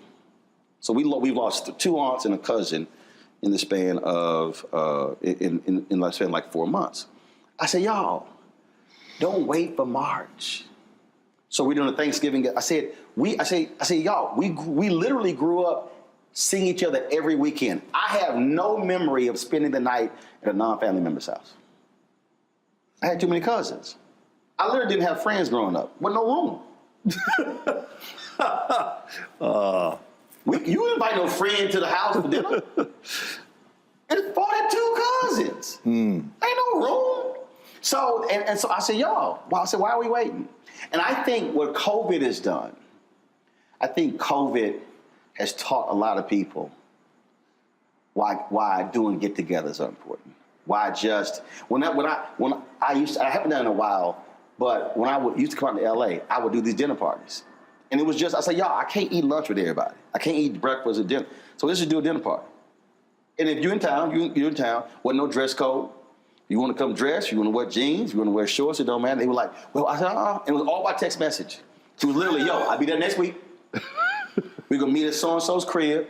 You can make it. And then it'll be 60, 70, 80 people. And I call them. 60, 70, 80 people? Yes. You got to understand, I told you. That ain't nothing for me. We could cook for 60, 70, 80. Because that was an every weekend get-together with my family. So that's, like, seriously, nothing. I had a party at my house, and they were like, how many people you invited? I said, man, about 100. They were like, oh, my God, 100. I was like, y'all, that ain't a lot of people. You're like, well, how you cook for 100? I was like, easy. Big-ass pot of gumbo, big-ass pot of crawfish etouffee. I'm like, what's it? Because that's literally how I grew up. But it was the point of fellowship, seeing each other, having fun, for no reason at all. Didn't have to be somebody's birthday or holiday. Richard ain't lying. This is how it would start. It's Tuesday night, school night. And again, we live 8 streets down from my grandparents. Somebody might drop by my grandparents' house, see them. And they come by our house. All right, come in. The phone ring. Hey, what y'all doing? Oh, we're just sitting there talking to Lurdy, my aunt's, my mama's sister who just passed. Oh, really? Okay. What y'all? I'm gonna swing on by. All right, so they come on by. Then all of a sudden, they might call somebody. Yeah, I'm about to swing by Uncle Reginald and Auntie Melda's house. Oh, really? What y'all doing? Oh. Well, Wow. next thing you know, 8 people, 12 people, it's 15 people. Then, well, hell, we hungry.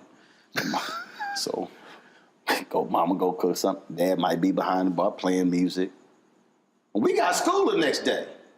Man, this thing done turned into a family get-together. It's 20, 25 people on a Tuesday night.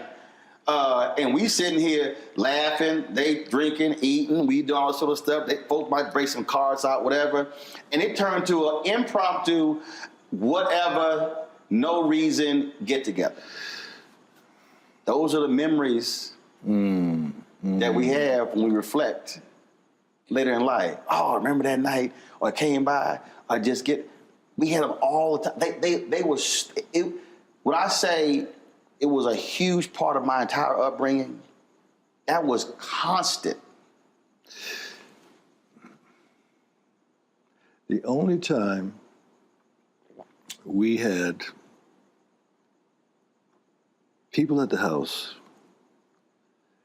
was on Sunday between services. The preacher, Reverend Hooper. Ooh, Reverend Hooper. Did he get to sit at the head of the table? No. That was Daddy. Yeah. Yeah. And the bad part about it, with either my dad or Reverend Hooper would say blessing. And we looking at the food. And you like, I should have eaten a snack before this prayer. Yes. Oh, that went on. And we'd have my cousins there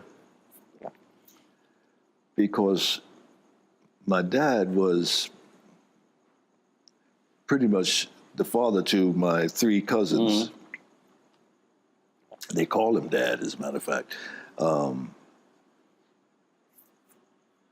That was the only time I could point to that even smacks at what you're talking about. It was, so for us every Sunday, it's my grandparents' house.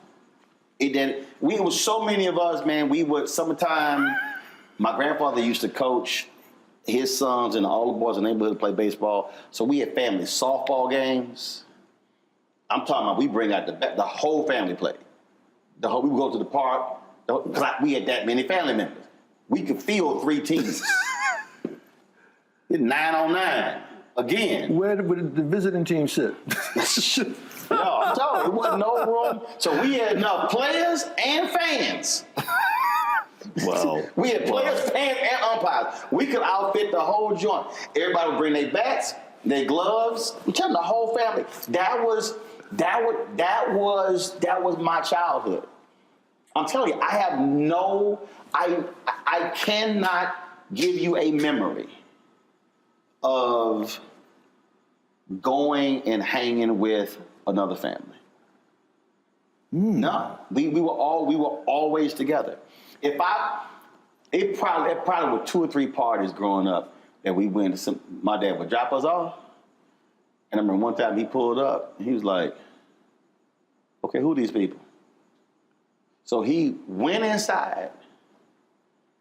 I need to know whose house this is. Whoa. Who? Y'all gonna be here? Cause here's the whole deal. He saw folk outside and they were drinking, he was like, "Yeah, come on, we all getting down." I'm telling you, I know it was like, okay, so y'all the adults, okay, this your house? Y'all gonna be here the whole time? Okay, I just want to make sure that they're gonna be adults here who are. And me and my brother like, oh, no, wow, seriously, bro. He's like, okay, I'll be back at 11:30. Bro, wow. Give me that look. Oh, that was probably I had a couple things. I mean, you grow up, you know, I'm just gonna leave him alone. Cause him crazy. Like just going, some people want to try their daddy. Mm-hmm. Nah, We weren't gonna go there. We gonna go there. Hi, I'm Dr. Jackie Hood Martin, and I have a question for you. Ever feel as if your life is teetering and the weight and pressure of the world is consistently on your shoulders? Well, let me tell you, living a balanced life isn't easy. Join me each Tuesday on Black Star Network for A Balanced Life with Dr. Jackie. We'll laugh together, cry together, pull ourselves together, and cheer each other on. So join me for new shows each Tuesday on Black Star Network, A Balanced Life with Dr. Jackie.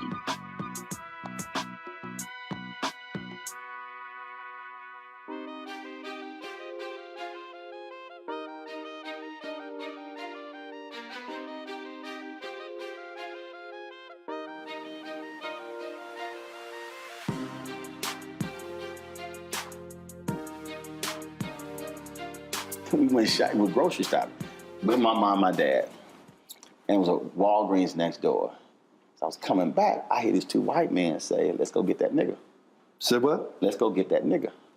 And I hear it very clearly. I was like, oh shit. I run to the store. So I run to the store. And I tell my dad's like, let's go. Now mind you, my dad was not a hothead, wasn't getting into fights, but if you mess with his family, like, let's go. Mom was like, Reginald, what you doing? Woman!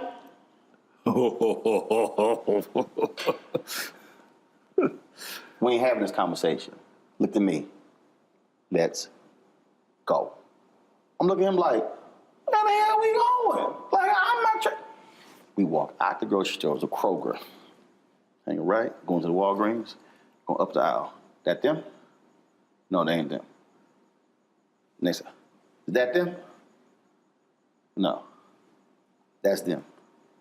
Walk straight up. Excuse me.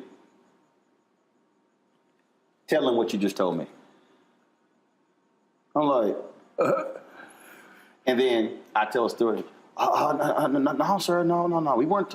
No, we're not talking about your son. No, we were just. That was another guy we speak. He was like, so you two had nothing to say to my son. I'm just checking. Y'all have a good day. That's when I was like, this Negro crazy. I am not going to be trying him at April. That's straight up what happened. Richard is not the craziest thing. We went to go visit my grandmother from Kansas City. And my grandmother left when he was a child, when he was a newborn, because she was being physically abused by his dad.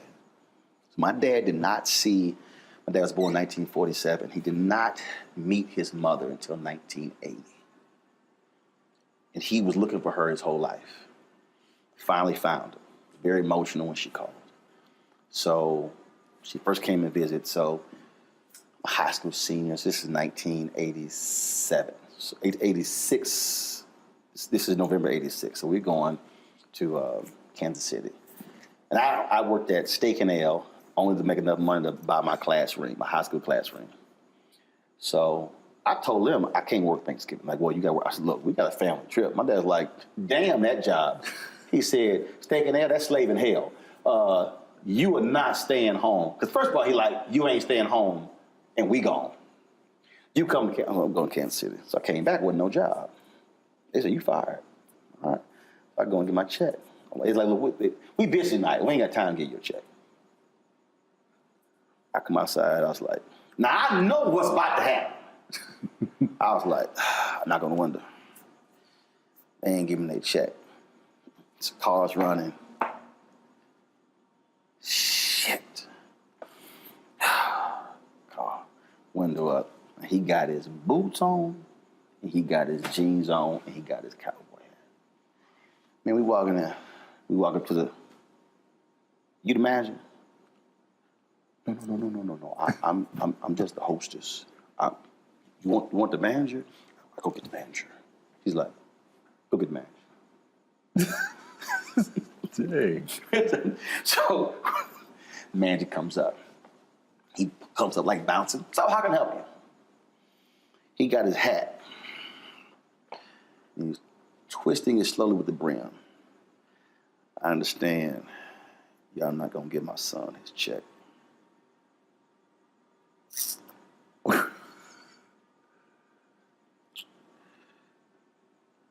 I'm here for his check. And he stops, and he's holding it. And this is how he's looking at him. Guy's like, I'll be right back.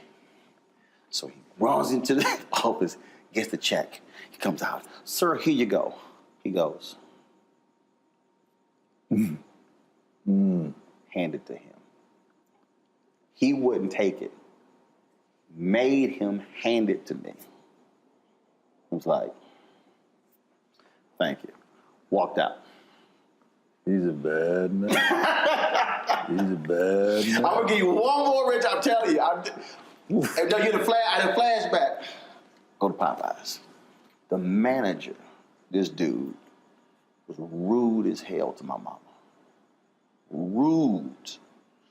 My mama came home and talked like that. And then we could have bought stock in Popeyes, the amount of money we spent at that Popeyes. My dad was like, he did what? So the next day, my dad got dressed and went to that Popeyes. Walked in. He was like, you the manager? Yesterday, my wife came in here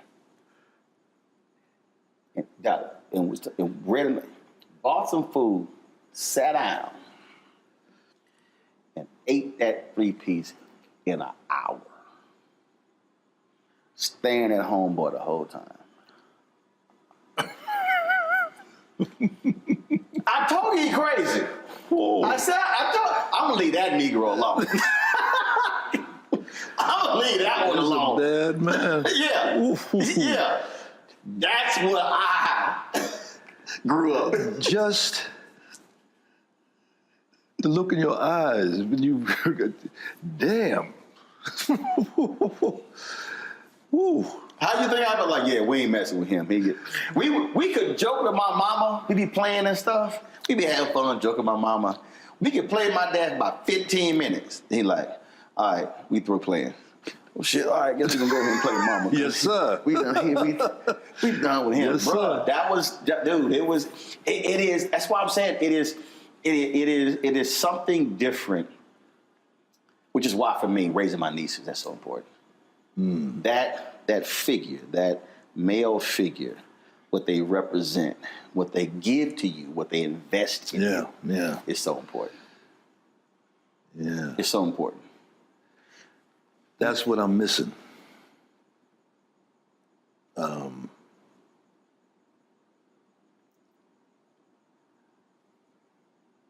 I'm too soft. That's the bottom line.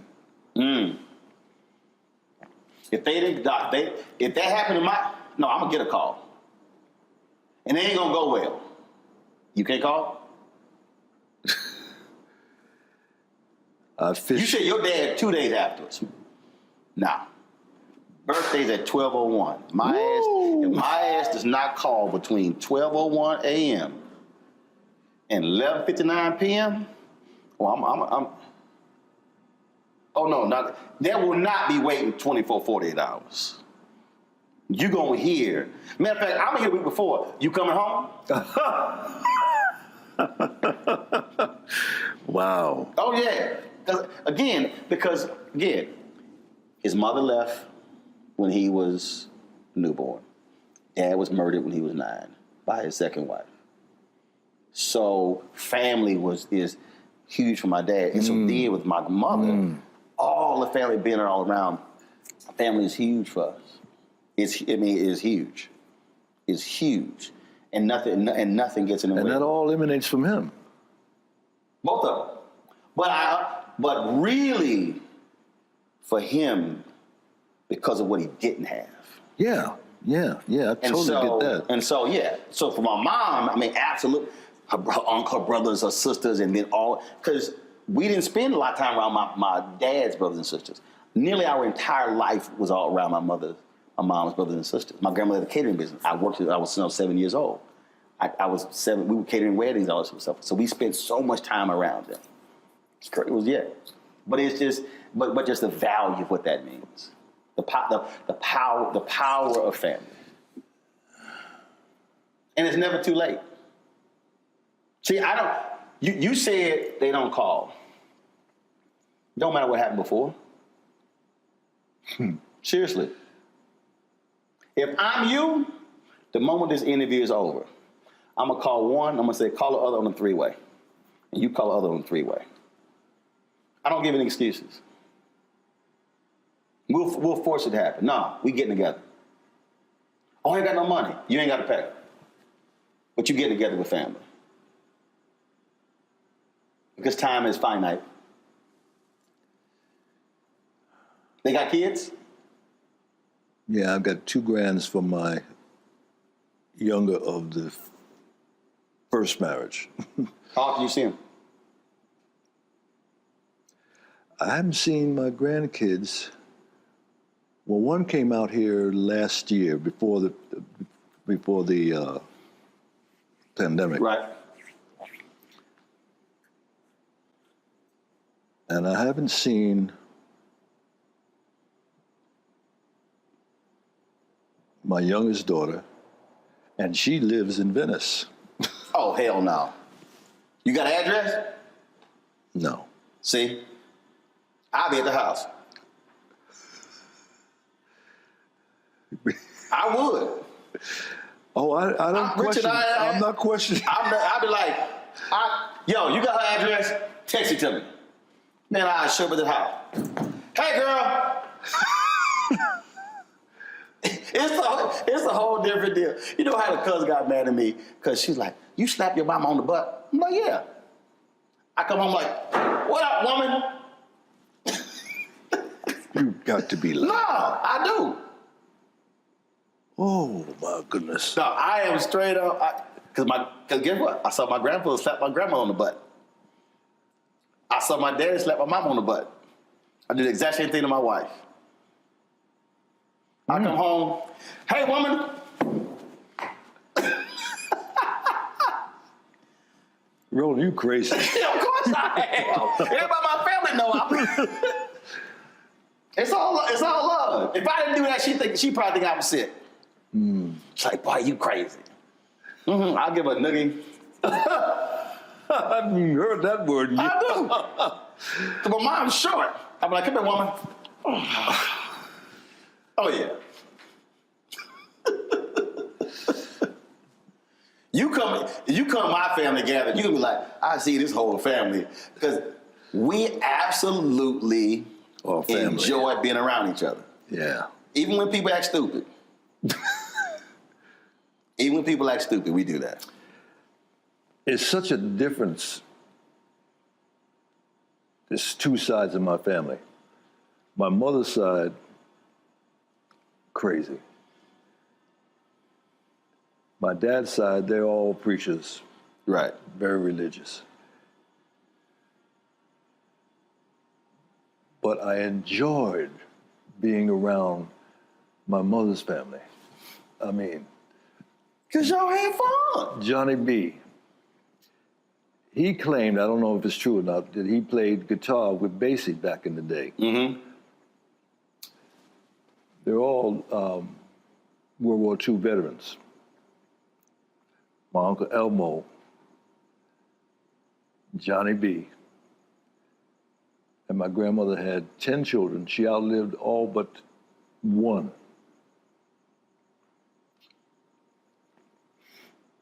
Johnny B.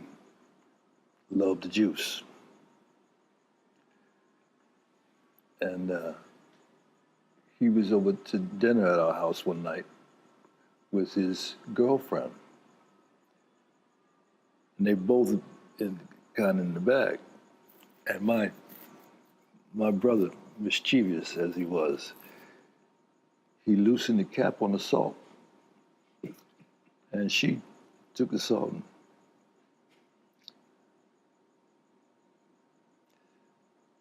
and Johnny B, that's the way he laughed. Oh, I forgot to add that she was a big woman. Tree, you know why I love her? Because there's so much of her.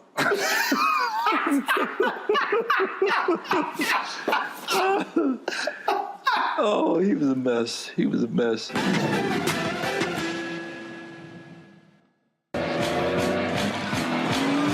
all impacted by the culture, whether we know it or not.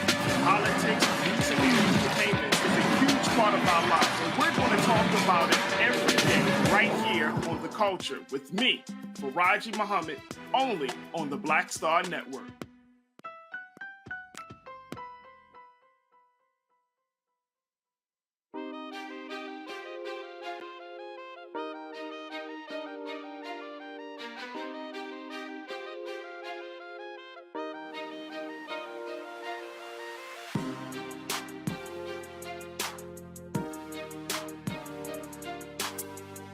When we moved uptown, so to speak, at New Rochelle, I was in high school at this point, but I always kept liquor in the house, right? And Johnny B coming over and said, hey, give me some money and let me buy a drink. I said, yeah, help yourself. No, I can't drink that stuff. I need some wine. He wouldn't drink the hard liquor. He had to have the... Really? No. Man. A cheap wine. I think the reason I don't drink, because I go with my uncles, my Uncle Warren. Man, my Uncle Warren had a big gulp before 7-Up created the big gulp. Man, my Uncle Warren, I'm telling you, my Uncle Warren would drink, and it was so funny. I'm telling you, growing up was hilarious. Man, again, people just drive by. My dad's like, oh shit, Uncle Warren, man, hide all my damn liquor. I know he gonna drink all my liquor. He go, oh, Doc, I had some cousins. My mom baked cakes. She had a cake business. Cousin dropped by, my dad was like, oh, hell no, hide them damn cakes. Because, you know, damn, they been trying to pack all our shit up. I'm telling you, we love family, but it was something, hell no, don't come in here with your own Tupperware thinking you're going to cut all this food off. We invited you to eat, not everybody who at your house. Dude, I'm telling you, when we get together, man, and start, because everybody know, and see, I remember everything. Oh, we tell all the stories. You just, because you see, look at you. I remember, dude, that I'll be bringing, I'm like, how your ass remember that? I was like, easy, that's why I never drank in my life. I said, ain't nothing affected my brain cells. You don't drink at all? Never have. Really? Never have. There's a picture of me in my first communion where we had to take the communion and then drink the wine, and I turned this way, and the look at my face was like, this is some bullshit. The photo, if you see that photo, you be like, yeah, you were pissed. I hate it. Yeah, I've never drank in my life. Never. So they use actual wine? Yeah. Yeah, I was ticked. I've never desired. My dad tried to give me some non-alcoholic beer. I said no. I was like, nah.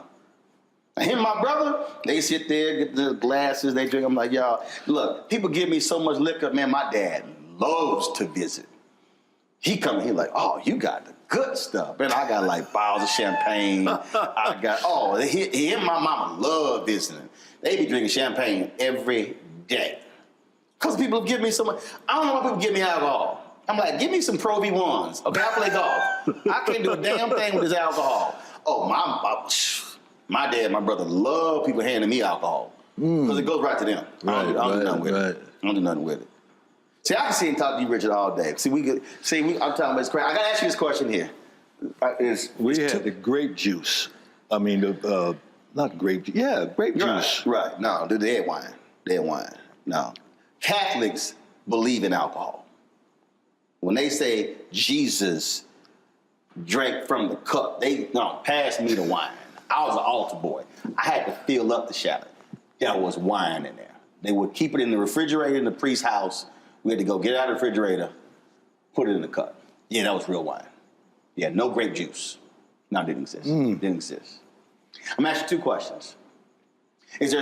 Who would you really love to do something with today, a project? Somebody you haven't worked with, who would you love to do something with?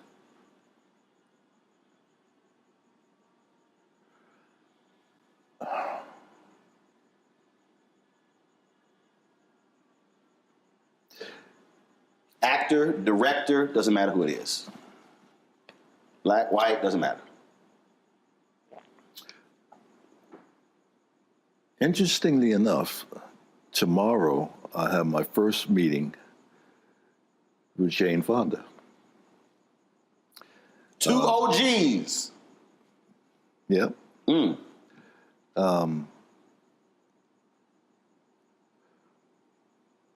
But looking back, most of the people are not even here anymore.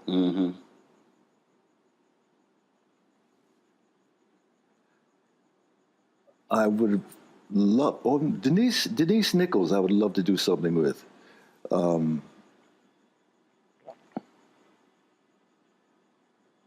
This movie that's out right now, I haven't seen it, The Harder They Fall. All the characters, there's a character in there, Jim Beckworth, who discovered Beckworth Pass up in Sierra Nevada. I've always wanted to do that character. And I was so excited to hear that he is one of the characters in The Harder They Fall. Now, you know, Glenn, he said when I asked him this question, he said to do an authentic Western. And he said he's working on it. Give your boy a shout. Give your boy a shout. Yeah. Yeah. He's working. He is one of my heroes. I mean, there's nothing he can't do.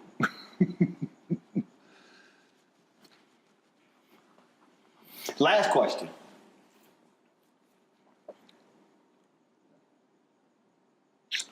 A 100 years from now. 100 years from now. Young person. It's coming across YouTube. They're streaming something. They might see you in Shaft. They might see you on Rock. They might see you Lincoln Heights. They might see you in anything. And if that kid says, who is this Richard Roundtree guy? And they could Google it. But that's really somebody else saying something. What do you want that kid, because they will come across your work 100 years from now. What do you want that person to know who Richard Roundtree was?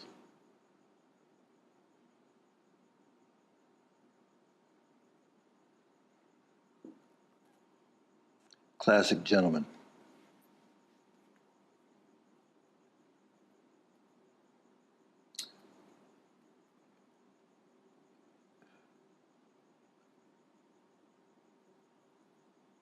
The people that I most admire have those two attributes: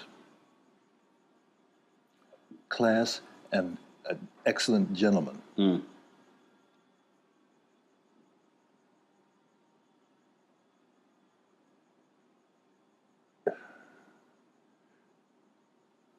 Gordon, Sidney P. There's a innate classiness that you immediately hone in on.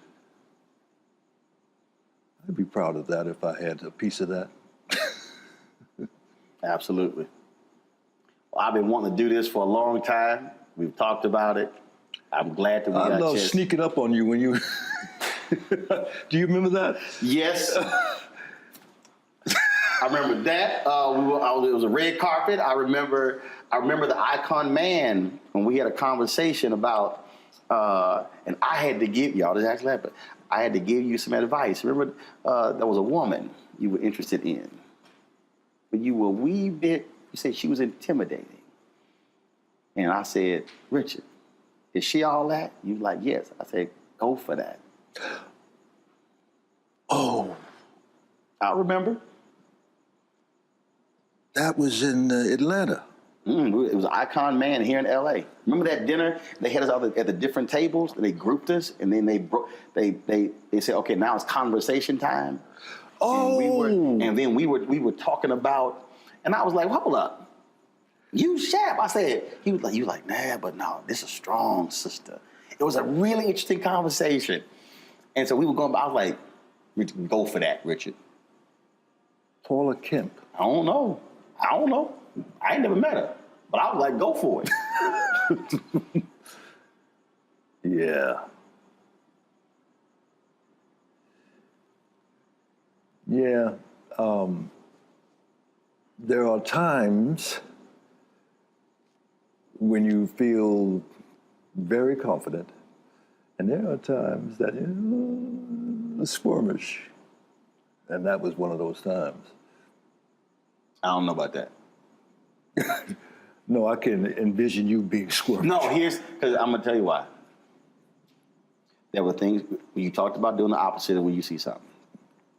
There were opportunities that were presented to my parents growing up that for whatever reason, they were afraid to go after.